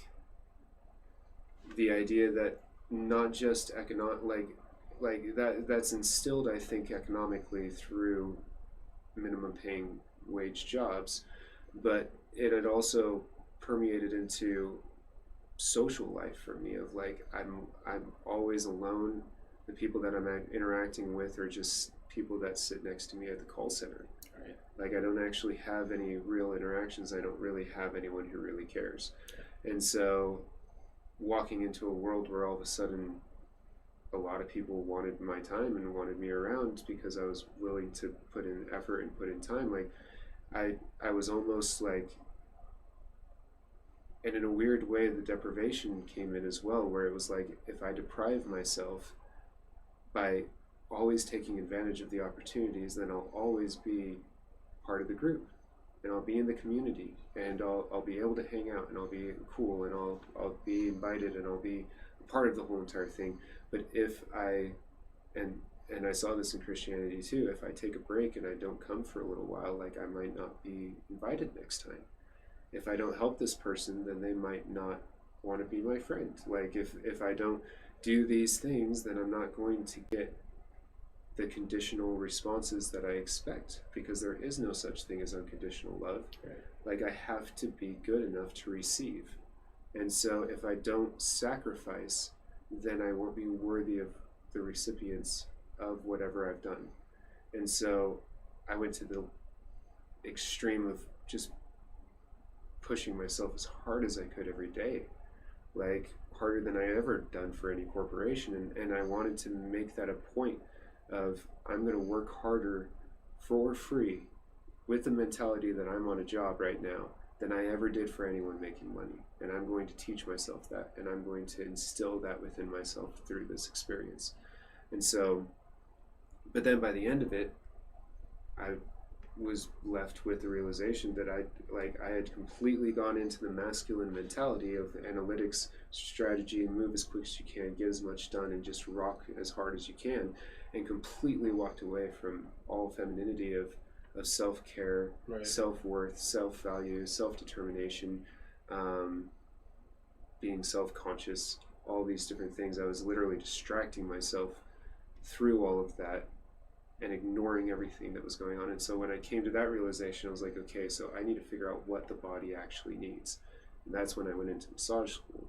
And that's when I started studying anatomy and started going into all those things. And that's slowly evolved into, I was doing agriculture and permaculture before, but it's really broadened the perspective of ecology the more that I've interacted with anatomy, even with clients today. So how did you... it sounds really weird, but like, I feel like we're having a podcast to people, but you're giving information that I need so bad right now in my life. And I think that's just, I think everyone could use this information. Yeah. How did you find that balance of staying that masculine, like still push for things and still want to achieve, success that you feel is worthy? I mean, because success is so many different things. Success isn't money. Success isn't power. Success isn't strength. Success is subjective, to the person. But at the same time, like having that other side of it where you are self-aware, you're self-conscious, you're not self-conscious, you're conscious, you're doing those things. Like that's where, in my personal life, and I'm sure a lot of people's, like, I struggle with those balance because I feel like I can't do both well enough. I have to either sacrifice one or the other, and I don't know, maybe that's what I have to do. So as far as like self-determination and being self-motivated, a moment comes to mind of I think it was like 6 months into I quit Netflix and decided to go as a self-independent contractor within the audiovisual community. And it was about 6 months into that decision, and I was really not doing well because I had no rapport. I knew that I knew the anatomy of the systems and the signal flow, especially of audio, but I didn't know any vernacular because I was self-taught. I didn't know how to speak within that industry and actually express what I actually knew how to do. And so, And all the jobs that I could get was just like grunt work, truss, deck, playing that game. And I've got a bad back. I'm not like, I've never really been in the best physical condition during this life, but so I was really trying to go and work 8, 10, 12 hours working extreme manual labor, and then have to turn around and do it again, and still only being paid like $15-$20 an hour. It's like, dude, like I was sitting at a desk comfortably at Netflix. Why am I doing this? This is stupid. Right. And so after about 6 months of that, I remember specifically in my car, I was at a red light and I checked an email, and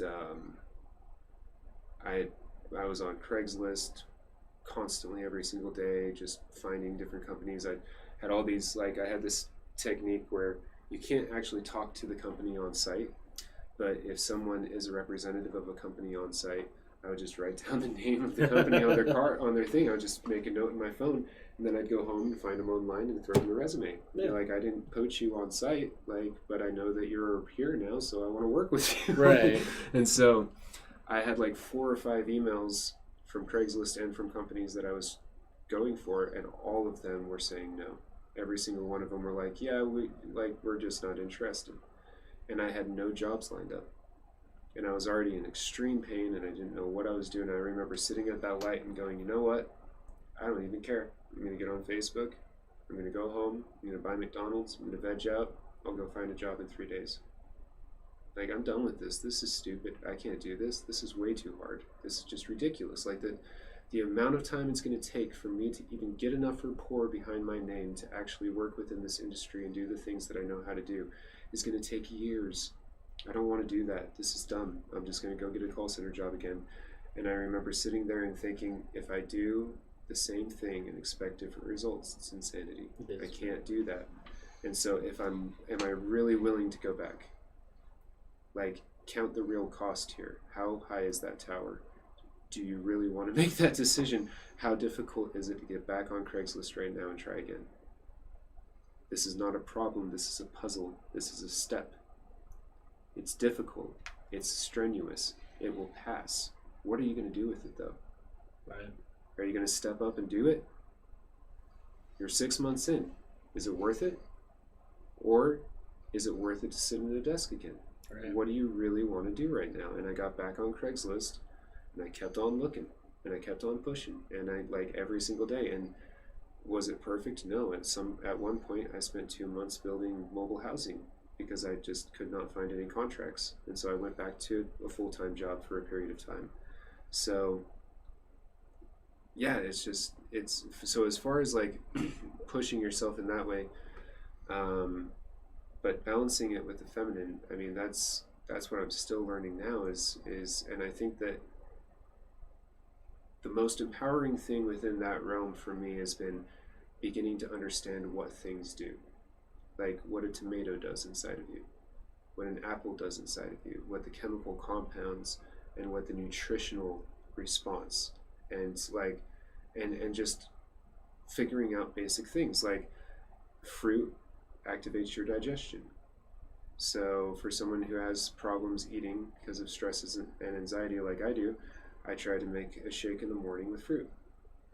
With protein, so that way I can get protein in my system. I've got some supplements that I'll take, like fish oil, and I activate my digestion. I know that that's true. That happens. Like, that is a real thing that happens. And so by the end of the day, like today, I'm hungry now, which is exactly the response I expected from that equation. Yeah. So learning what the variables do, and then internalizing that, so that when you go, my gums are bleeding. I smoke cigarettes, and so my gums will bleed. I'll gurgle salt water. It closes the gums. It stops the bleeding. And then I'll do coconut oil to pull the oil, or to like do oil pulling, like, right. And like knowing how to react to stimuli, like, and being educated and empowered to know what those reactions are going to do. If you know CPR, you can save someone's life. If you know what coffee does in your system, you can use it correctly. Right. If you know what alcohol does to your system, you can use it correctly. If you understand the purposes and the intentions of these things that we're ingesting or that we're doing daily, or activities that we're putting our bodies through and the way that it's affecting us long term, if we are aware of those things, and if we have the schema in our neural pathways in the frontal lobe to build enough habits to habituate those things and create healthy habits, then we become the self-determining adults that can stand up and say that we don't need to be policed as hard. We don't need to be so codependent on the systems. We can be self-reliant, we can be self-valued, and we can find something in life that means more to us than the current system that we're enveloped in. Right. Yeah. Yeah. I don't even know how to respond to you, because it's so mind-boggling to me, because if you don't go out and search for this type of information, you're never going to hear it. Yeah. You're never going to hear it, because corporations don't want you to hear it. Exactly. You know, it's not marketable. Government doesn't want to hear it. It's not marketable to get on someone's media feed and say, hey, you could do it yourself, you know? Like, yeah. Stop relying on everybody else. Stop waiting for options. Stop spectating. Like, learn what these things are. Take the time. You have the resources. And that's the thing that blows my mind, is that we don't know how long these resources are going to be available. Right. Like, I don't know if you were affected, but it was 2 or 3 nights ago. There's a rumor that there was an AWS server that started glitching out all the streaming services. Oh, yeah.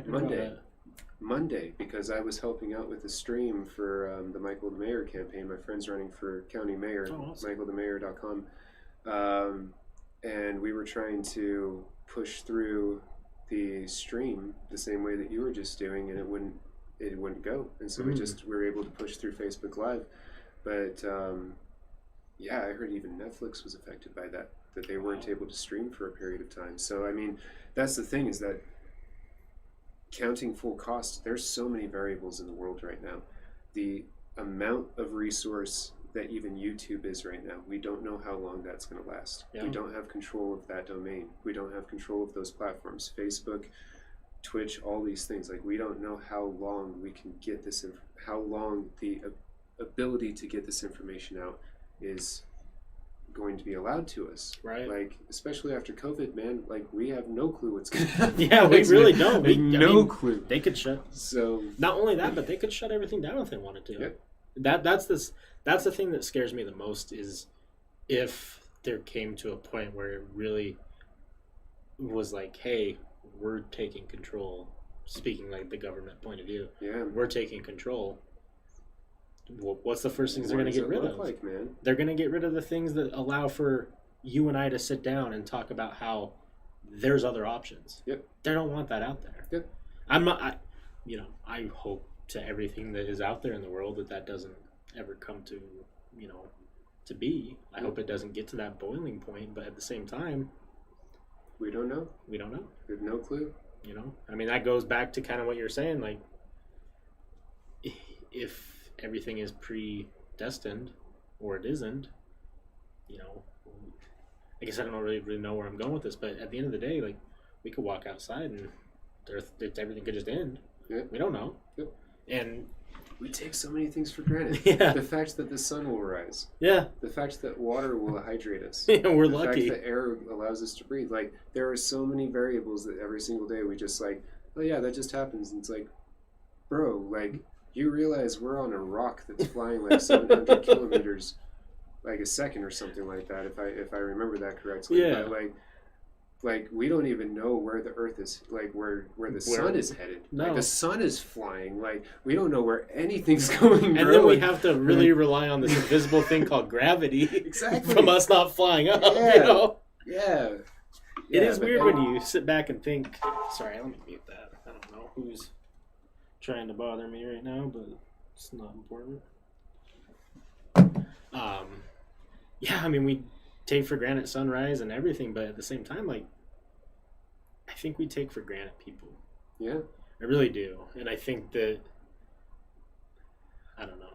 There's not awesome people like we were talking about when you first came in. There's not awesome people, but there are really some great human beings out there trying their best to allow for everyone to just be happy. And it sucks that we still don't live in an environment where that's pushed, but something that isn't important, like I don't want to shit talk anybody or anything they're doing, but something that is dumb as a Prada bag will be millions of views on Instagram or something. Yeah. But someone giving advice on how to live life will get 2 people. But as long as those 2 people, it affected them.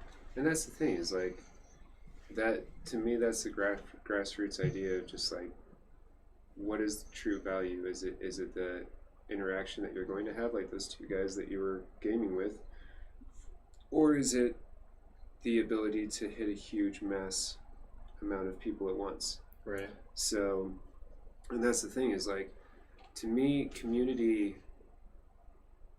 I see community as a 3-fold purpose, right? Okay. And being an introvert and an analytic, I've kind of had to like think through these things to justify like even continuing to interact with people. But with community, I see 3 different things happen. We unlock things for each other. Throughout interactions like this, we unlock the schema of past experiences, right, and past research and past education that we've had, and are able to express it easily and quickly, whereas a lot of the things that both of us have expressed took us hours to accumulate that schema and accumulate that knowledge to be able to express it. So I think it unlocks the schema that is valuable, because we're able to interact on that level and constantly re-reference those things neurologically. The second thing is we allow people to sing. We find ways to we create opportunity for people to learn how to sing. And when I say that, I mean like a heart song of like not just vocally singing, but being able to actually express themselves and express the ideas and the desires and the passions and the commitments that create who they are, right? And so like one of my friends,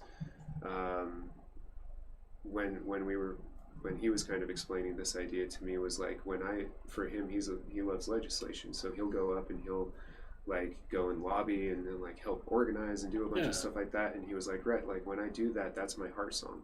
Like you're listening to my heart song when you see me acting in that way, because that's the environment that I sing in. Right. And so like you sing music with the guitar, but other people sing music with their food that they produce and cultivate and create and then process and then offer as a meal to someone. Like for one person, that could be their heart song and what brings immense joy and pleasure into their lives. Right.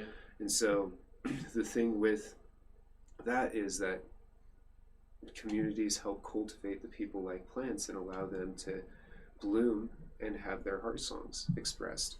And then the third thing is experiencing each other's heart songs. Yeah, honestly. Like, so like the personal conversations that unlock the experiences that we can then verbalize and share our stories, the heart songs that we develop and project, and then the ability to experience and allow those things that people are doing to revolutionize our worldview and allow it to become more inclusive of the self-expression of individuals. Right. And that's it. I think that's my passion. And I've never talked about it because I don't know, I've never heard it worded like that.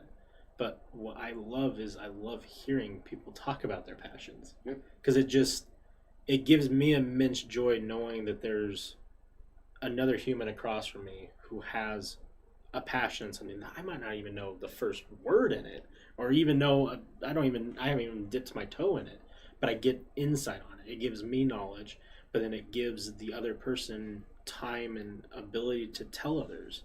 And I don't have a huge following. I don't have a big platform, but one day, how awesome would it be to have all these friends that I now have made through this, have the ability to have hundreds of people watch these and be like, and maybe like one person gets affected by something they say.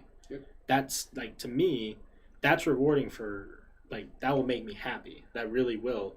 But then for the guest who comes on and who spread, their heart song, as you put it, and other people hear it and like, oh my God, I agree. Yep. That I feel like that'd be rewarding for the person who comes on.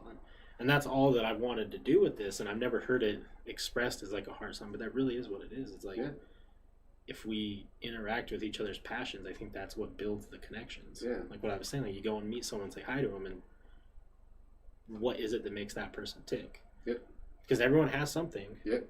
Everyone's got something. If you can find the right key for that door, and you just say it the right way at the right time, you can just get someone to start rambling for hours. I love it. I love it when people ramble. Because that's when the real stuff comes out. Like and when they stop thinking about what they're saying and they just allow things to start coming out. You're like, oh yeah. And you can physically see it too. Yep. Because you can see the joy, the happiness, the passion all coming out because it's just it's expression. Yep.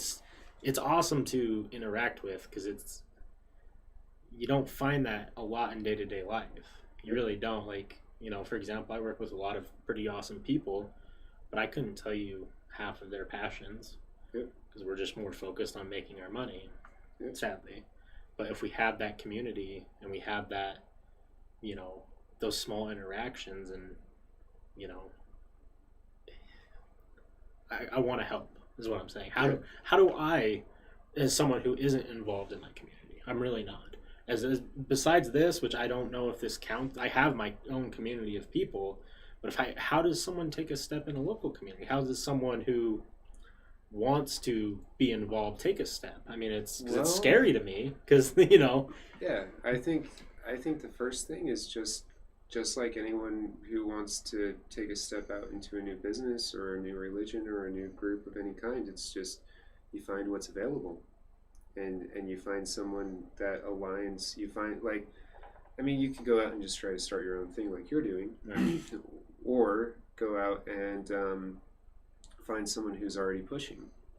So and there's plenty of people. You've got Heal Utah, you've got Sierra Club, you've got countless groups. Like more nonprofits in this city than we could have a reference guide to. And every single one of them could use help. Right. And every single one of them, if you show up and say, I want to volunteer, we'll find something for you to do. And while you're doing that thing, you can interact with the other people in that room. Right. And you don't have to worry about money because you're not there for the money anymore. And then you can just start interacting with people. And these are people that at least have similarity enough that they're in the same room at that time, which means that there's a platform for the beginning of your discussion. Why are you at Heal Utah today? What brought you here? I'm here because I'm an introvert and was tired of Netflix in my room and my dog was annoying me, so I came here to talk to you. Why are you here? So yeah, I do think nonprofit also creates that. The stuff that I have been involved with that are nonprofit or charitable, you don't ever run into the type of person that is toxic. Very rarely, at least in my experiences. It might be there, I might be wrong, but... Well, that's the thing, is that people are still looking for the plaque on the table at the end. I can honestly say, that's become my litmus test for who I can invest time with. That's kind of the first litmus test, is who's getting the credit. Where is the end of the energy? Who's getting the end of the energy? Where is it stockpiling? Where's the bottlenecks? Whether it's financial or communal or social or networking, reputation, any of those different variables, it's what is the true intention behind the actions that I'm witnessing? And what are the fruits of those seeds? And I take that within, I use that as my platform for all things. politics, religion, everything. Every time that I meet someone, that is the first litmus test, is where, like, what does this model look like for you as an individual? Right. So, and I mean, within nonprofits, I've seen plenty of infighting with patriarchy and hierarchy, and trying to figure out ways to create a system that has different, like, staggering effects to it. And so, yeah, I mean, no one's exempt. No. Like, it's a very ingrained philosophy that we've been constantly reaffirmed in from a societal standpoint for a very long time. So it's going to take a really long time, or it could take a short time, but I mean, it's going to be a process to get to that point where we can actually delineate from self and start looking at the health of the communal as the main target and the main priority and the main mission to push for. Right. And during that process, people are going to slowly learn that mentality, and some people might never get it, and they might burn enough bridges that they end up walking out of all the communities, and that's completely their prerogative. Right? That is their choice. But to me, it's as long as opportunity for development and growth are there. Like, if we have the options there, and we're not worried about our profit margin, we're not worried about our like bottom line or any of this other bull crap, and we allow things to just grow organically, it's really okay for people to make the choice to walk away. And sometimes that is the best thing for someone for a period of time until they can come back. And I mean, the same thing with, like, a relationship between two individuals. If something is toxic within that relationship, my personal opinion, time is the best thing you can do. Right. Like, take 6 months off, take a month off. For some people, take 6 hours off. Right. Like, and just see what it feels like at the end of that thing. And then, like, with time and with patience and with maturity, the situation can change. Nothing's permanent. So don't create permanence by constantly giving energy to something that's toxic. Very well put. Yeah. Yeah. I also think in a weird way, comfortability creates toxicity. Yes. I think that if you become too comfortable in something, you get bored. And I think that with boredom can rise toxic behaviors because you want to mix things up.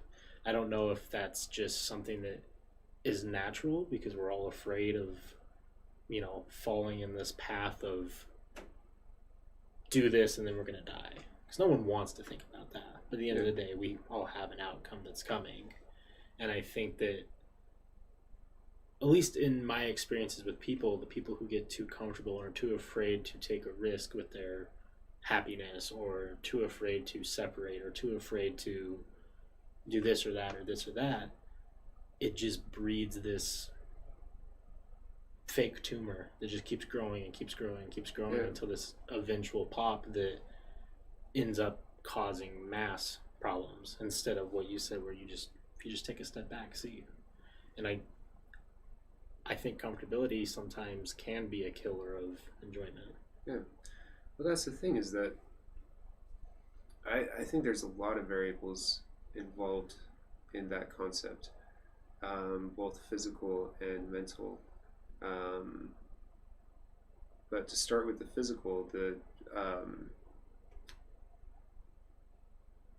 it is absolutely amazing how much your body's molding to each moment and each form of stimulation that your body perceives, right? Every single moment. Like, I had a chiropractor actually told me that every 20 minutes of non-movement, your muscles now think that this is your new homeostatic state and will start attaching to bones in accordance to your new position. So we've been sitting in this chair for this long, right? So that means that on micro levels, the muscles in my legs are conforming and the bones are molding to this position now. Is that why sometimes, like, for example, if we sit here for any longer, we'll start being like, man, my legs are starting to hurt, or uncomfortable? Yeah. I didn't know that. There's a lot of variables in that, but right, that's kind of the concept behind it. And so And then on top of that, if your body doesn't have to build habits, can it forget to build habits? And on the most extreme level that I've been able to like consider and start looking into is the idea of angiogenesis, which the most basic concept of angiogenesis is blood clots. Like, it's the creation of cells, right? So if you have so this is just a question I've asked myself. If you have someone who lived in a controlled environment with caution tape everywhere and wet floors, don't run, and like never broke their skin for say 30 or 40 years, and then they have a kid with someone with the same thing, same experience in life, and the genetic makeup of that child, the DNA structure of that child, their immunolevels, their health levels, their dexterity levels, and their angiogenetic levels are based on the direct position and the copies of the two parents at the stage of inception, right? Right. Could we get to the point where we forget how to clot blood when we cut ourselves through a world and a society that is so dependent on the comforts of air conditioning and stair rails and all of these other things, and actually lose the ability to like, because we take so less damage that our body like, just doesn't need to do to the point where your body, like, you just bleed out because your body forgot. Like, I don't know how intense that is, but that's the thing, is like, you think about long-term effective action. Like, we look at our societal normality right now, and we need to consider the fruit of the action of what does this look like 3 to 4 generations from now. Yes, we've got pollutants in the air. Yes, we have pollutants in the water, but the more that I've learned anatomy, the more I've looked at the actual structure of our daily routines, and the more it scares the crap out of me. Like, on that level, how are we interacting? And taking it even further than that. So the idea of like someone just sitting in a room and relying on comforts and that creating the tumor that creates reaction, right? On a physical level, that could be one of the causations is subconscious discomfort caused by a lack of motion, a lack of range of motion, a lack of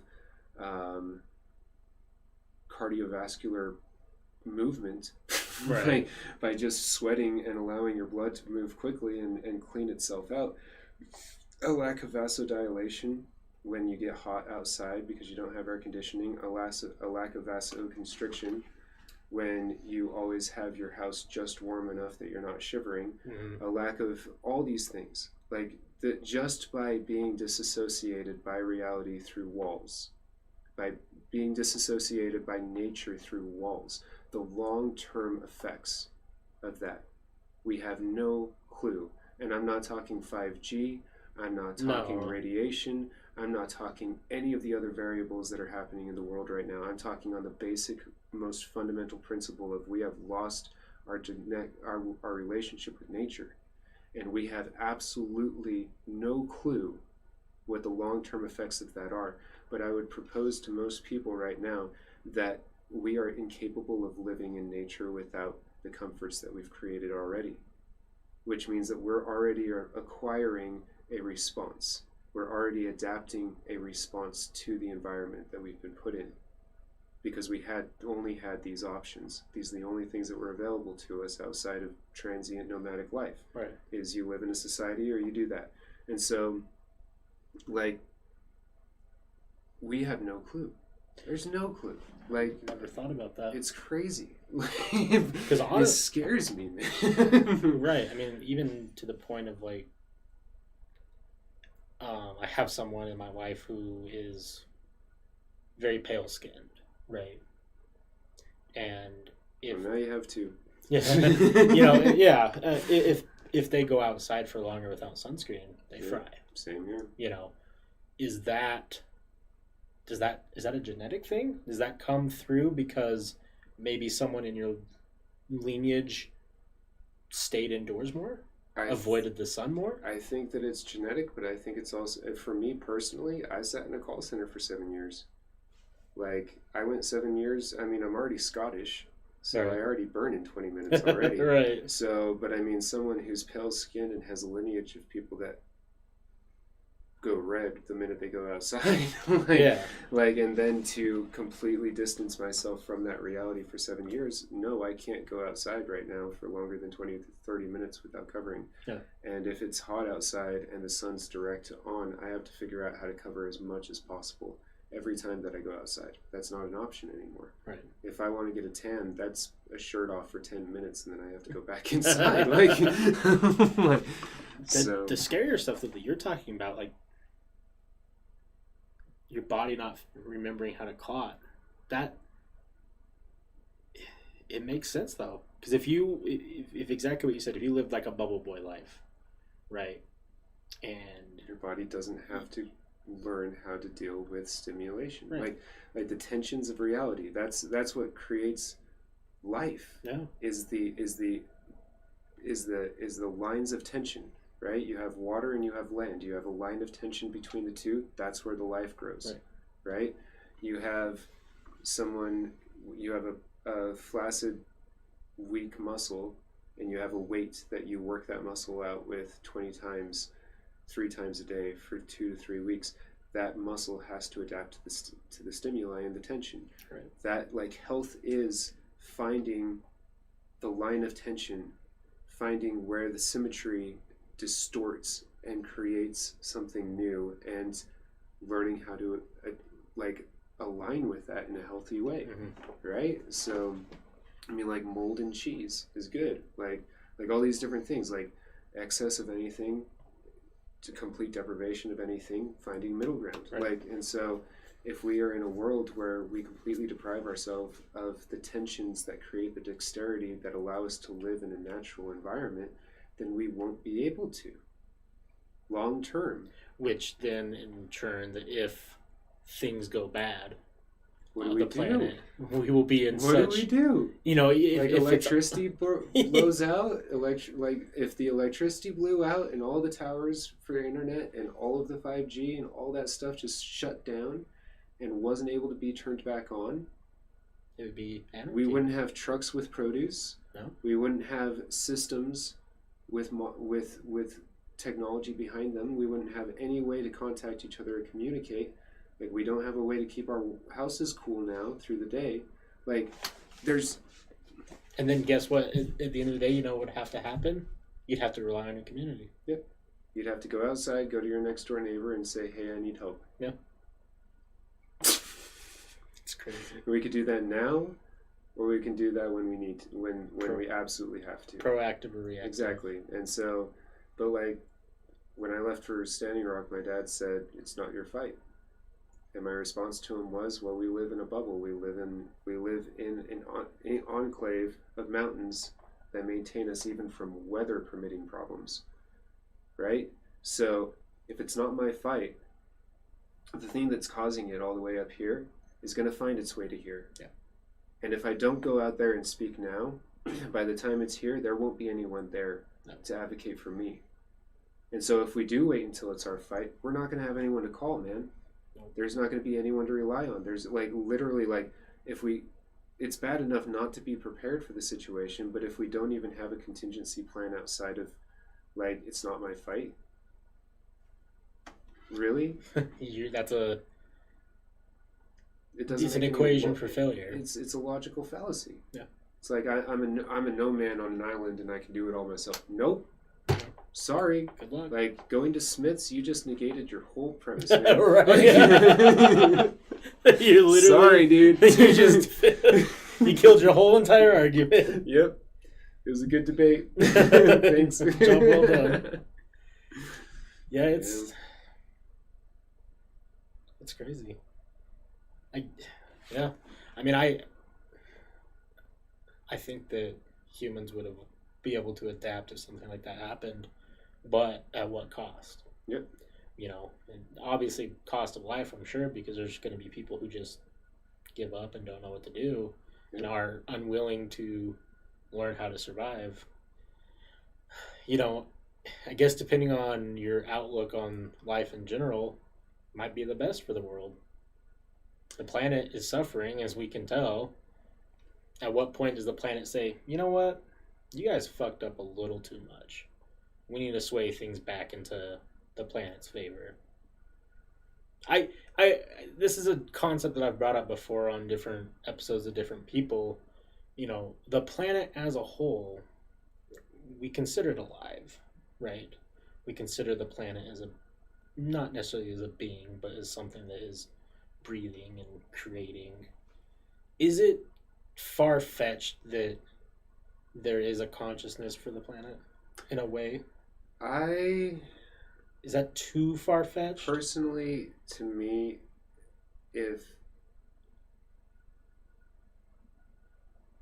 everything is mirrors of each other, which is what, like, especially in alchemy, I've noticed that I've found a lot of that in alchemic principles, is the as above, so below. Mm-hmm. The fact that everything is mirroring everything else. Right. And that if you see one mirror, you can associate it and have it be the platform of schema for something else. So, my personal opinion, I have no doubt that, like, there are, in the same way that I know that there are conscious beings that are far less exquisitely, like, insanely made like this body is, they're still conscious. Right. Like, just because they're smaller level reflections of the macrocosm that is the organism that I'm inhibiting, right, or inhabiting, then, like, and that's the thing, is even when we started looking at cells through microscopes, we realized that they are macrocosms of the things inside of them. Right. And, like, it's absolutely crazy how it just continues to permeate both directions. And for the first time in history, we have the ability of looking at it and understanding these macrocosms and microcosms through scientific evaluating perspectives. First time in history that we've had the technology to do this. Like, to me, the new frontier that is almost completely unexplored is ecology. Right. Because we, for the first time, can walk into these ecological narratives that we're watching self-sustain and actually begin to understand the conversation that's happening between the micro and the macros and all of the organisms and all of the living things that are involved in that process. Right. So if we can walk in and be amazed by a patch of soil for the amount of mycelium and all the other things that are involved in that, in the just the maintenance and the creation of that alone, and the amazingness of where it comes from, and the clay and the rocks and all the things that are creating the space to get the nutrients and all the things and the minerals and all those things out of that and break it down into topsoil that we can actually live on. Like, to go even further down into those rocks, into the molten core, like, why not? Right. Honestly. So, I don't know a lot about ecology. It's not something that I've studied.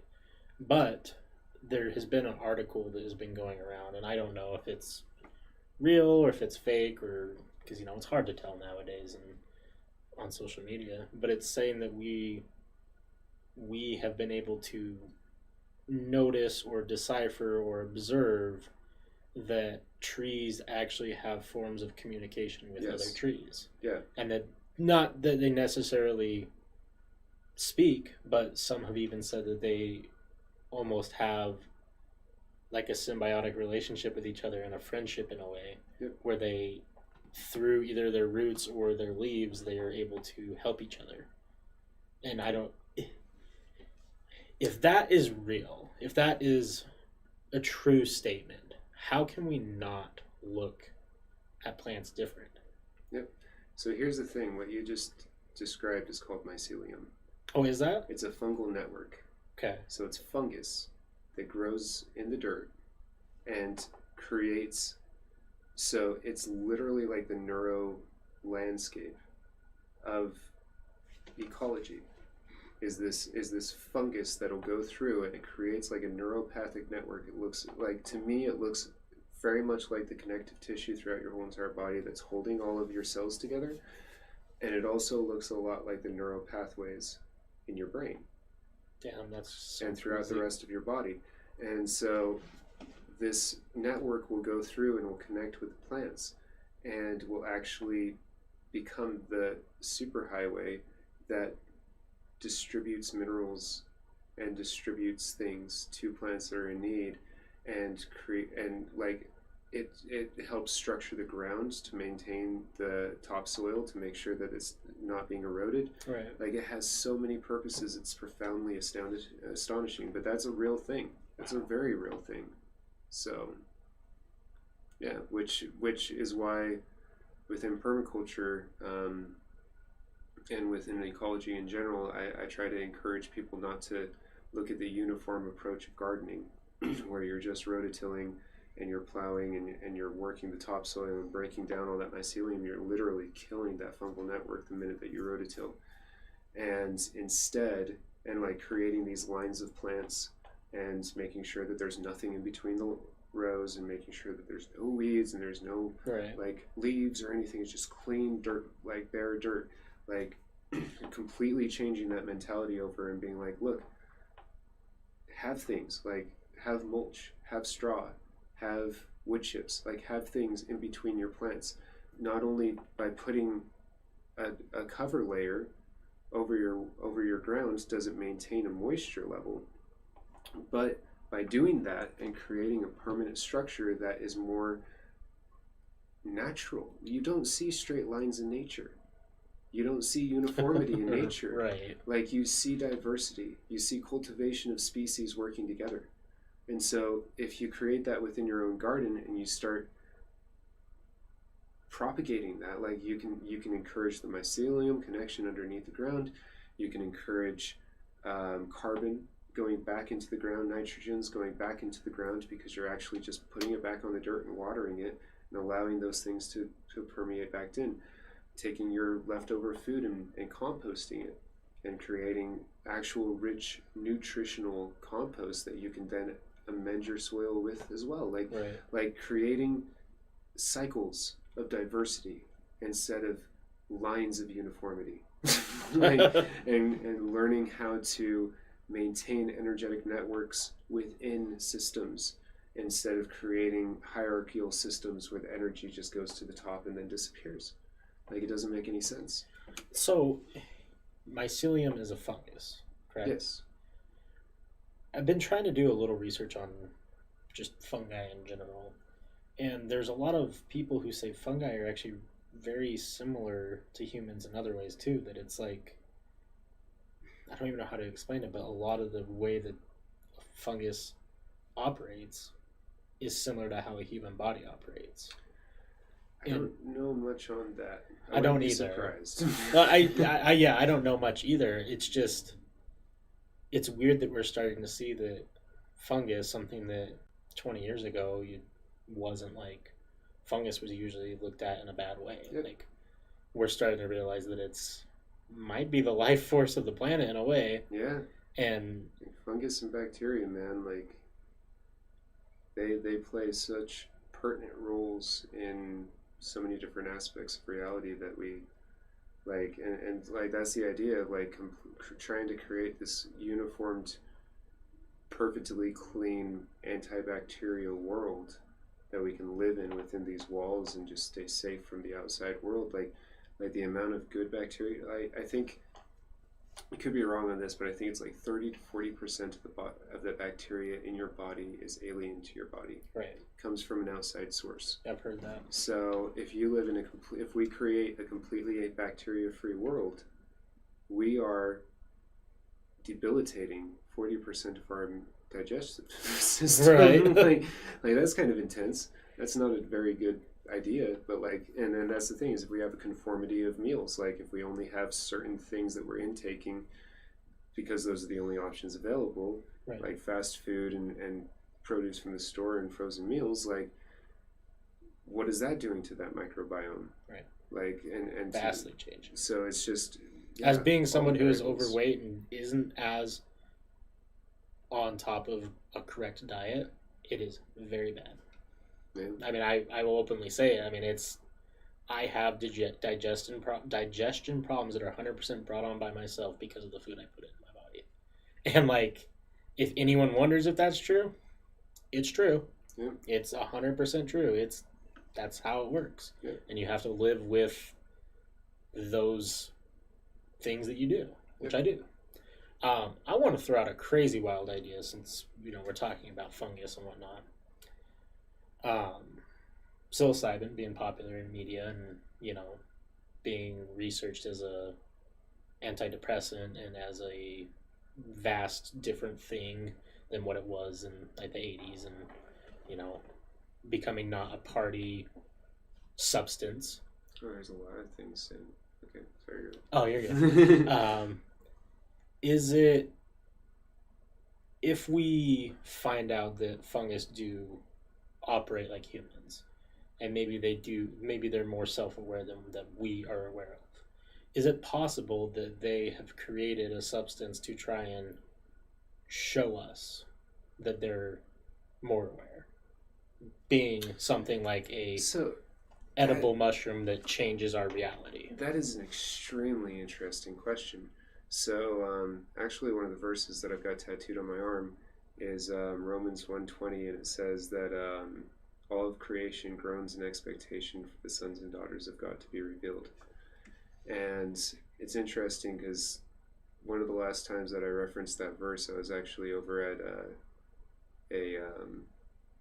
we'll just say a religious sect, and there was one of the like volunteer people that were there helping out with everything, and they were talking about how in their book they were the enlightened ones that were meant to come and bring enlightenment to the rest of the world. And like, as we figure it out, as we start like coming to this realization, like we will then be able to learn how to share it with the rest of creation, and like that we will be able to enlighten the plants and enlighten the animals and like do all this stuff.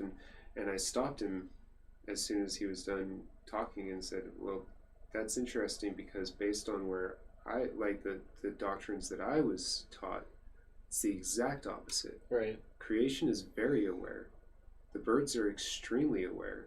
Like the plants are extremely aware. The water is extremely aware. Like these elements are actually extremely, extremely resiliently wise. And when you take into consideration how long a rock and a mountain has been sitting there, if that thing's conscious and aware of its surroundings, like that thing is extremely, extremely intelligent. Yeah. Air, trees, all of these things, like, and so even within Christianity, like that reaffirmation of like nature knows what she's doing. Oh, yeah. Like she's not confused at all. Like she knows homeostasis. She knows what her homeostasis is, and she knows what it's not. And what we're doing right now throughout history over the last 40 years and 400 years, since 1200 BC, this whole entire time, like it's very obvious through nature's reaction that she's waiting for us to get it. Yeah. She's waiting for us to understand, and she's groaning in expectation. It's difficult to hold the burden of human experience right now and try to rectify the messes that we leave. Yeah. Either on a low level on a beach by leaving a bunch of plastics and stuff, or on a huge level by a company illegally funneling chemicals into a river. See, and I really wonder, going back to what I said with the planet being conscious and having these things, like, and this is something that I would have to research if it's even knowledgeable, but there's berries that can kill humans. There's mushrooms that can kill humans. Oh, yeah. There's plants that harm humans. Have those been around forever, or is that a product of humans being around, killing plants, and then them having to react? Create a resiliency network. Create something to be like, hey, how about you stop? Like, you guys are doing this. That's why I brought up the mushroom thing, and I know that there's other substances and other plants and different things throughout the ecosystem that can cause, I don't know how you say it, I don't want to say psychedelic because that's a a weird word, but create a different mindset if you consume it and allow for a different perspective.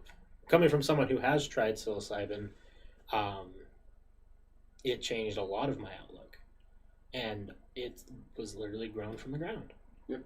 You know, and it blows my mind that moment in time was so defining, just because I ate something that the earth generated. Yeah.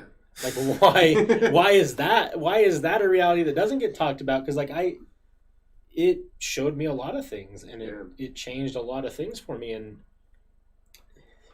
that's the thing is, like, as far as like the beginning of your question of has creation created plants that are like anti-human, or have those always been there? Right. I mean, the adaptability of reality is astounding. Yeah. Like the cross evolution of our own species, as we've learned to and been able to interact on global scales instead of continent scales or city scales or tribal scales. And I mean, something that I'm really looking forward to studying more in the future is cross-pollination of plants. Mm-hmm. And what I do know is that the gardeners that I have worked with, that's actually a big issue that they deal with, is the fact that like plants will cross-pollinate, and they'll actually take steps to make sure that doesn't happen, to maintain the genetics of that plant. Interesting. So do they? I mean, long term, I have absolutely no clue what this world looked like 1,000 years ago. I know that if we keep up at the rate that we're going, we will never know. I bet if we're ever able to time travel, as you know, popular media calls it, I bet if we were to go back before the 1200 BC mark that you're talking about, when they started changing agriculture, that the planet would look so vastly different, it would make anyone uncomfortable. You want to know what's crazy, like, especially with what's going on in the world right now? If anyone online, if you research victory gardens, the last time that we had a moment like this, and there was a huge push for local agriculture just to maintain, I think it was during one of the world wars. But yeah, I've got a lot of stuff in my head right now, so if anything that I'm not completely 100% sure on, I'm going to say that I think that's what it is. Right. But watching some of those videos, their plants were huge. So even like not that long ago in history, like the difference in the distinction of even the traits of the plants are changing. Like everything's changing. So like everything's in a constant boil. Right. Everything's changing so drastically small, on such a small level, all the time, that we don't even notice things until they've changed enough that it causes a reaction. And that's true with anatomical in your body, plants, protests, government, everything. Like, and so, yeah, like we have no clue. Yeah. And there's no way to know. and it's mind-boggling to think about how much competency and how much ingenuity and how much opportunity could have had if we maintained a certain equanimity from 40 years till now, with ecology and with education and with societal empowerment. But at the same time, it's just as encouraging to me that that's as viable of a future as Trump getting reelected. Like, and for all the people that are going around saying that, oh, there's only Trump and Biden, it's like, no. Like, there's anything's possible. Yeah. Anything's possible every moment. Like succumbing to any mentality that only has certain options, you are allowing that to be ingrained into your worldview. You can change the way you look at the world. As a matter of fact, we could expand past worldviews and start talking about cosmologies now. Like, how does my view affect the world? No. Take it a step further. How does your view affect cosmology and your relationship with it? Because now we can look at that firsthand through pictures from NASA. Now we have an opportunity to interact with levels of our reality that we've never interacted with before.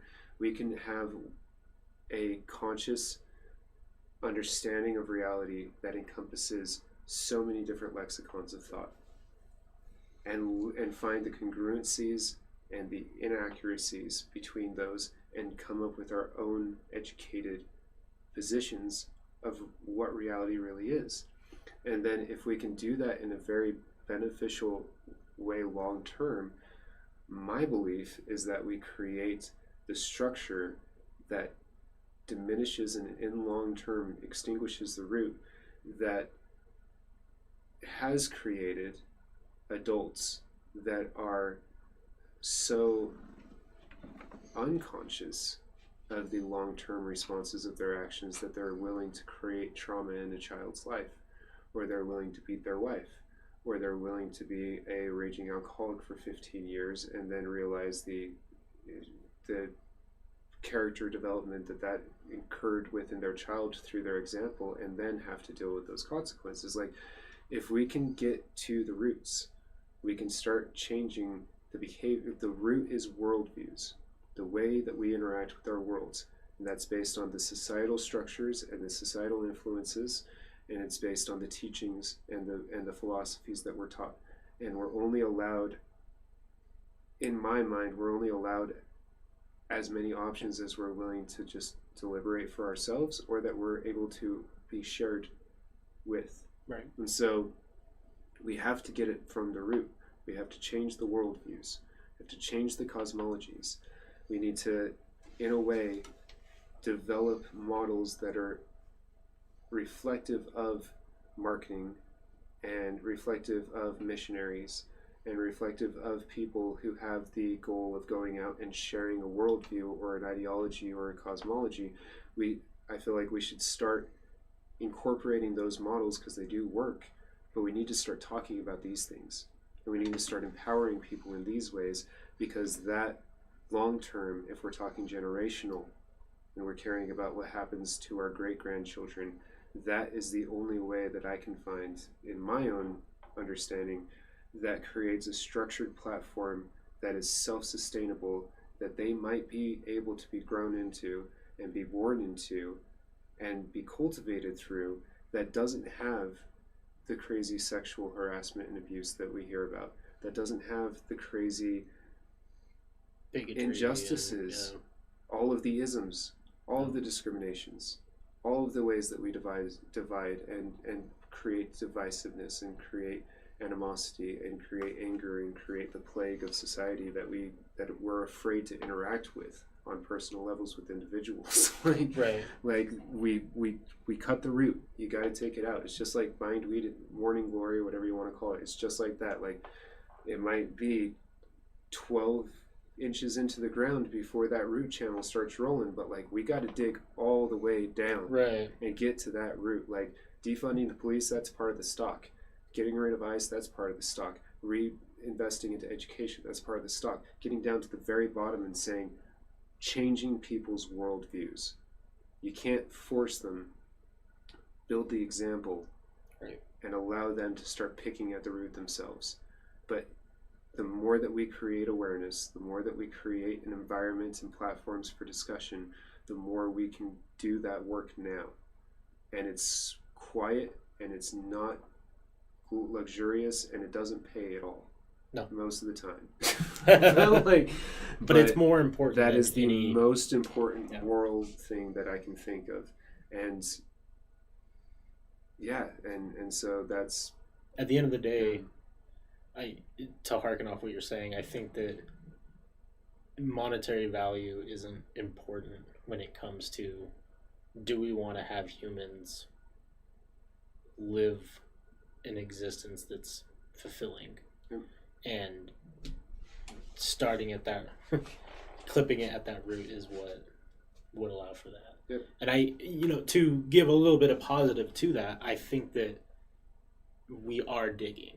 Yep. We're just we're realizing that it's much deeper than we wanted to initially admit. Yep. And, because what I always keep saying is, like, the generations keep getting a little bit better, and even the new generation of kids with having the cell phones available and seeing the diversity from social media and seeing how impactful just a word is to a whole entire culture, a whole entire generation, how impactful, you know, everyone knows someone who's been a victim of like sexual harassment or even worse, and the generation below us and below me and below them are noticing it at such an earlier age that they're able to learn then instead of us having to learn now. Yeah. And I think that if we continue that cycle, we will eventually get to a point where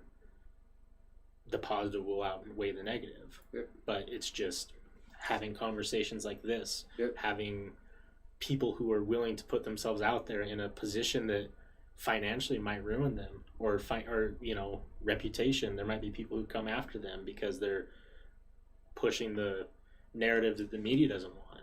Exactly. But it has to happen if we want to ever be, you know, have humans ever be in an existence that's really worth it. Yep. And that's the thing, is that every action is going to have a reaction. I mean, in the short amount of time that I've been helping document the protests and trying to allow firsthand accounts to people of what's happening in Salt Lake City, I mean, I've had every single kind of response. And I mean, I have yet to do any of that for any self-publicity. Right. Like, I've intentionally not shown my face on any of the recordings. I've gone through and tried to edit out as many of the protesters' faces as I can to show respect for their confidentiality. I've contacted KSL and reviewed legalities of what I'm doing as an independent press individual, and what liabilities I have, what freedoms I might be able to take advantage of, right, and like all these different things and ways to set up that whole system. But like, yeah, it's just, yeah, it's pushing the awareness of it and making that be your focal point, and not worrying about the response, not worrying about the reaction that's going to happen. People that are triggered from what you're doing are going to respond negatively. Right. People that are encouraged by what you're doing are going to respond positively. Someone that gets triggered does not mean that you're burning a bridge or that there's animosity and immediately. Like, that is an opportunity for conversation. That's what the Black Lives Matter protests have been encouraging people to do, is like, hey, hear what the testimonies of these people are in person, firsthand, right in front of your face in real life. Hear what they have to say about what their lives have been like because of the things that they've gone through, because of one variable between the two of you. This is their personal experience. This is the same, to me, it has the same value as a Mormon getting up during testimony meeting. This is the testimony of a human being and their personal experiences. And then you take those words and you ingrain them and you feel them, and then when someone comes and starts attacking that, you express for that person and advocate for them using the emotions and respecting who they are and trying to stand up for what they said. Right. Like, not even like making it in your own words and trying to be like a savior of any type, but just being a voice that will speak up for another voice. Yeah. Like, because you took the time to listen to the initial voice, so now you know their position, and you can try to, with as much grace and humility as possible, try to project that. Yeah. Right? And so, yeah, like, as we go through this process of learning how to not only interact with people in more personal ways, but to work through the traumas we've gone through, work through our triggers, work through our worldviews, work through our presuppositions, work through our logical fallacies, find the congruency in all of this, find the middle ground, find the unity, find the solidarity, and find the long-term progression towards something that looks much better than what we had. Like, my philosophy is I don't want to have a child until I live in a world that I want to raise them in, and I am still single without a child. And so until I create that world and I live in that world that I would want to raise them in, that I know has the presuppositions that encourage grace and sacredness to life and respect and dignity and self-worth, like until I live in a world that's based on these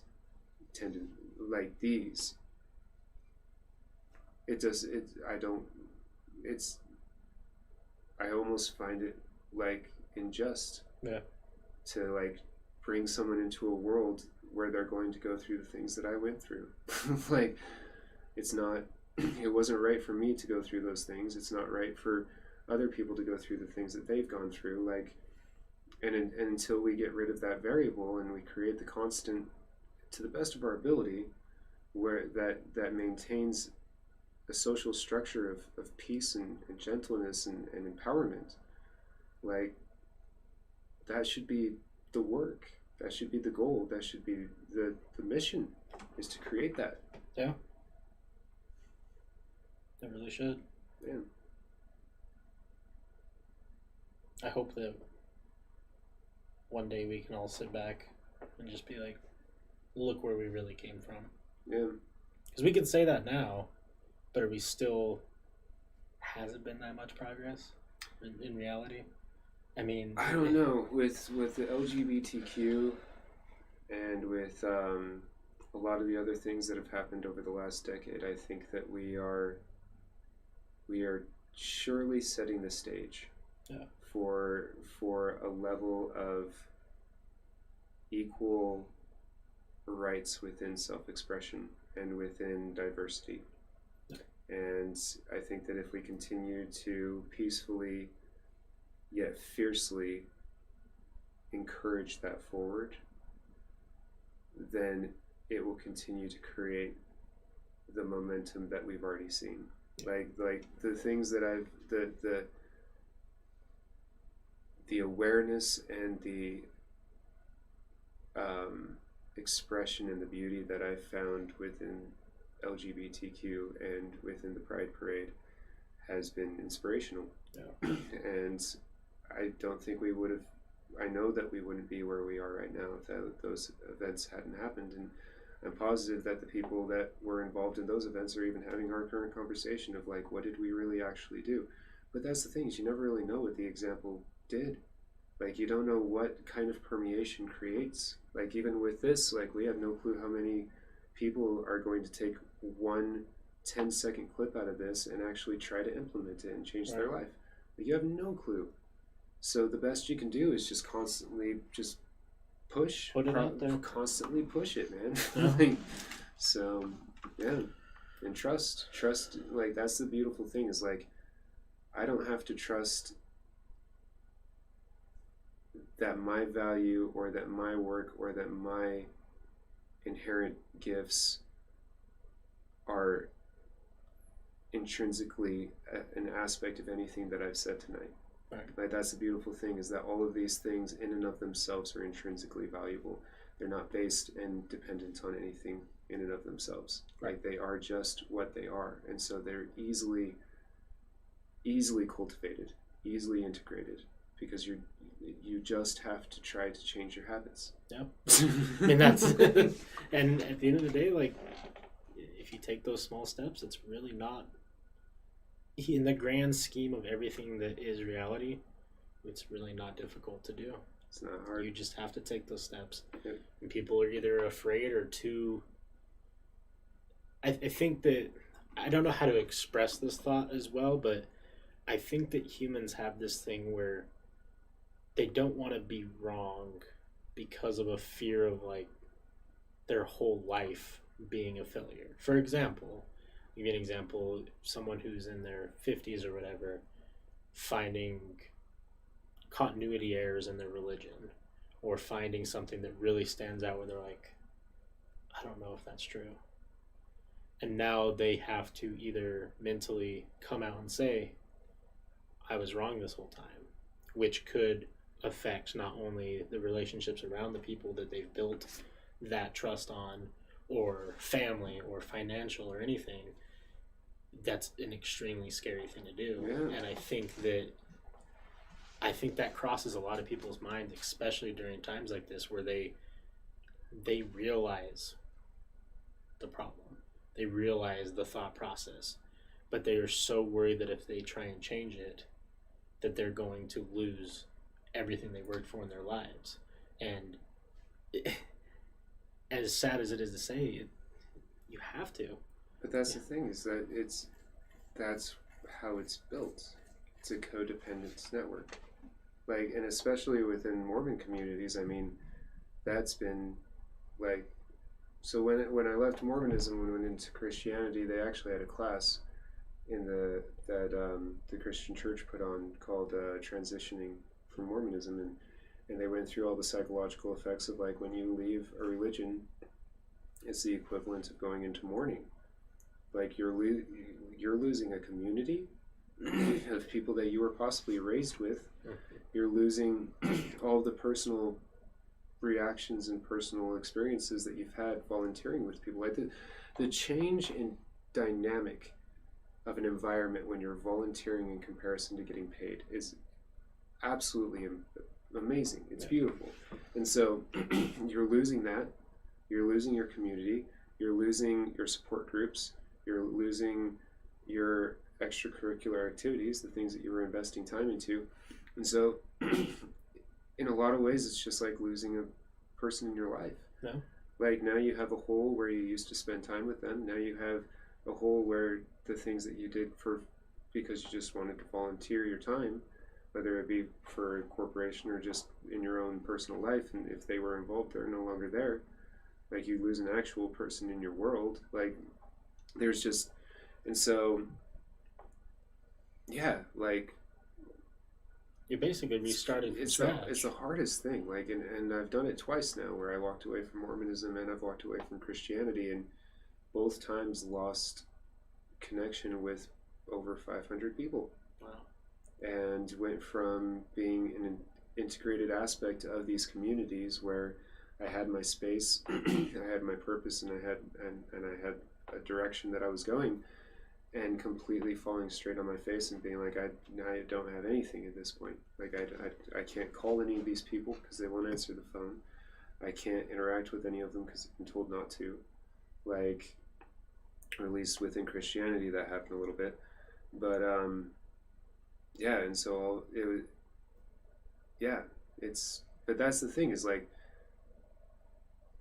just like, but it's the same thing within corporate business in a weird way of, like, you can spend 30 years working for a corporation and then you accidentally use profanity on a line with the wrong customer and you get fired that day. Yeah. Like that, and then you go through the same exact kind of experience as you do with religion of 500 people that you were working with. You don't ever get to see them again. Like, the friends that you were sitting next to that you were, like, doing crossword puzzle in between calls, like, you're never going to, like, if you do see them again, it's going to be when they're not at work and they're going to be tired as hell anyway. Right.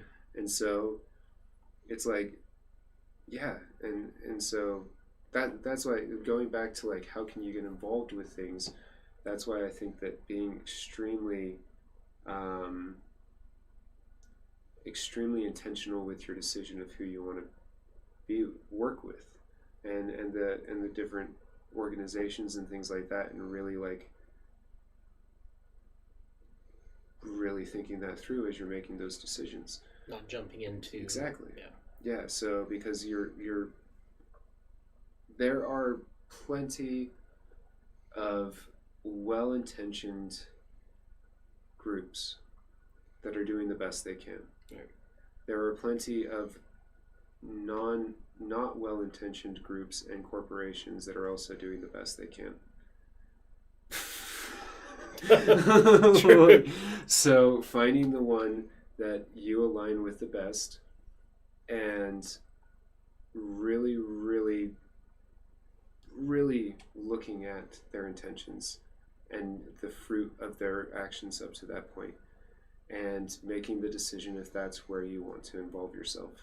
And then if you can do that with really good reflection and start investing time into the right group, yes, you're going to have people in that group that are subordinate. You're going to have people that are trying to build a hierarchy and get at the top of it. You're going to have people that just cause drama because they're in subconscious pain, because they're stuck in a reality that's not giving them what they really need to be fully vital in their life.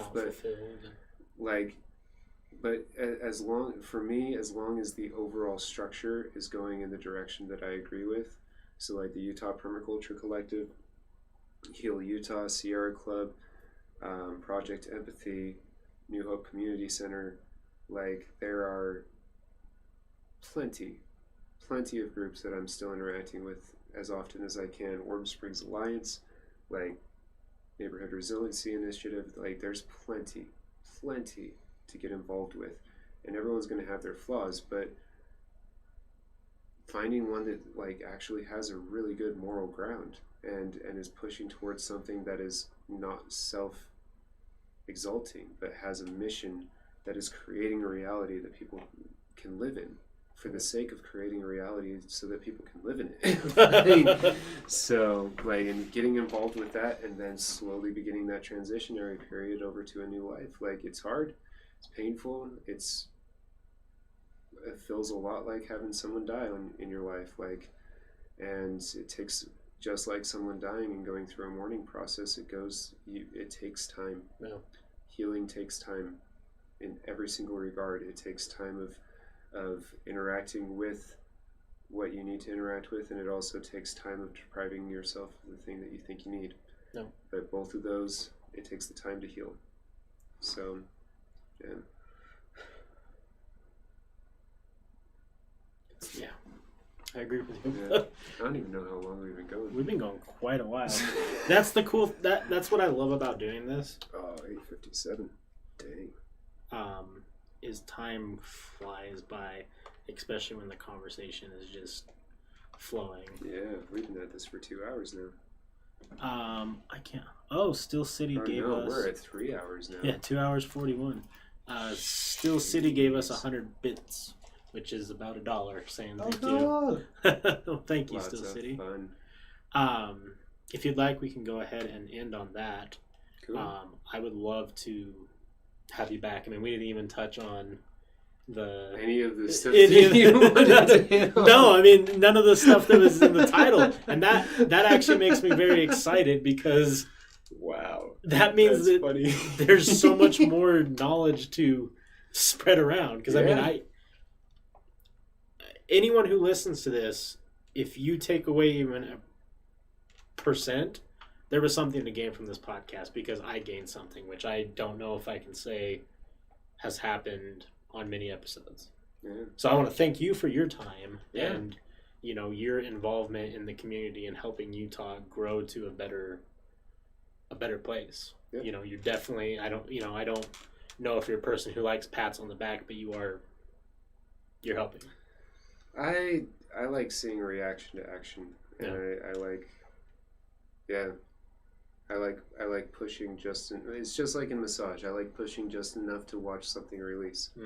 So well, how about this? Since we'll close out, why don't you tell people where they can find all the stuff you're involved in, and as well, obviously when I post this up, I'll make sure all your social medias and website is So actually, I was thinking about it while we were talking, and that guy that we referenced at the beginning of the conversation, I think I've got him. Yeah. So his name was Darren. Anyone local that's looking for help with taxes, I started a LLC in May of last year. Didn't start a bank account, didn't do anything, just got an EIN and started running with it. And this guy took my phone call at 9 p.m. and instead of saying that, we'll do this and this and this and this is how much it's going to cost, he was just like, this is the process that you should go through. You can do it yourself, and this is how easy it is. And then once you get to this certain point, give me a call back and I'll be able to continue to push with you and encourage you with this. But his name is Darren. His phone number is 208-360-2035. I'm pretty sure he'd be pretty okay with someone just giving him a call and asking some questions. I'll look at the second link. So the Neighborhood Resiliency Initiative. We're trying to grow as many gardens as we can, create as much soil amendments as we can, and encourage as many people as possible to start gardening and help out with gardens in their I'm looking at this under Google Maps. That's not going to work. But to start creating gardens and start interacting with their community and growing food and helping people eat good food. We're also have put together a really good system for maybe making sure that we're maintaining COVID social distancing and keeping people safe and all of those things. They are just neighborhoodresiliency.com. So if you don't know how to spell resiliency, it's RESILIENCY is how they spelled it for the website. So neighborhoodresiliency.com, check that out, get involved as much as possible. My personal stuff is at rhettrobertson.com, just my first and last name. I have a few CDs. Actually, since it's pertinent to the conversation we've had, I've been rewriting the Bible from an activistic viewpoint. Interesting. And I called it the questionable context because it is very questionable. And so that's available on there. It's just kind of like the rough drafts as I'm working through it. I've got, oh man, I think I'm like 20 chapters in or something. So I got a good amount of that on there. Yeah, I can't really think of any other plugs. I know there was at least one other one that I was thinking about earlier, but it's not coming to mind. So. I'm sure it will afterwards, and we can always make sure that it gets put in the descriptions and different things like that. If you're hearing this on any of the other platforms, make sure you guys go check out the websites that are linked. Show some love, and definitely comment something that you learned from this podcast, something that you took away, and something that you were going to try and do to better your life. And if you volunteer, reach out. I want to hear about it. I want to know what you're doing in your community. I want to know if there are things that you're involved in that are progressing your community. And, you know, I'm going to give you guys something to try and do this week. Go to wherever your downtown is, whether you live in Utah or California or Russia. I know we got some Russian fans and some Sweden fans and some German fans. Cool. Go talk to one person on the street. You don't have to know them. Just go up and say, hey, nice to meet you. My name's Wes, or obviously whatever your name is. And talk to them. See how they're doing. Yeah. And if that person isn't receptive, try another. Yeah. Just say hi up to the point where someone says hi back and actually interacts with you and see what it feels like. Yeah. Have a short conversation, because I promise that it does. If you are introverted, like I used to be as well, and, you know, reaching out to new people, it does help a little bit. It makes you feel more comfortable to have those interactions later on when you want to. Yep. You build the habit. Yeah, build the habit. Training wheels. As far as everything else goes, thank you everyone who is watching live, and if you're still hanging out here, you guys rock.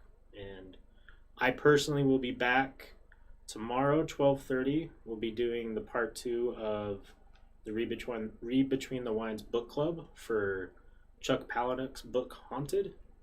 It's a wild one. I don't know about that book. As well as a couple other podcasts tomorrow that are scheduled. Make sure you just check all the socials. You'll see it there. And if you are interested in the part 2, I would love to work that out with you and have you come back and, you know, share some more knowledge. Yeah, totally down. No, this has been an absolute pleasure. Yeah. So, yeah. All right, well, I'm going to go ahead and close it out. There might be an outro music for those of you listening on different platforms. I hope you enjoy it.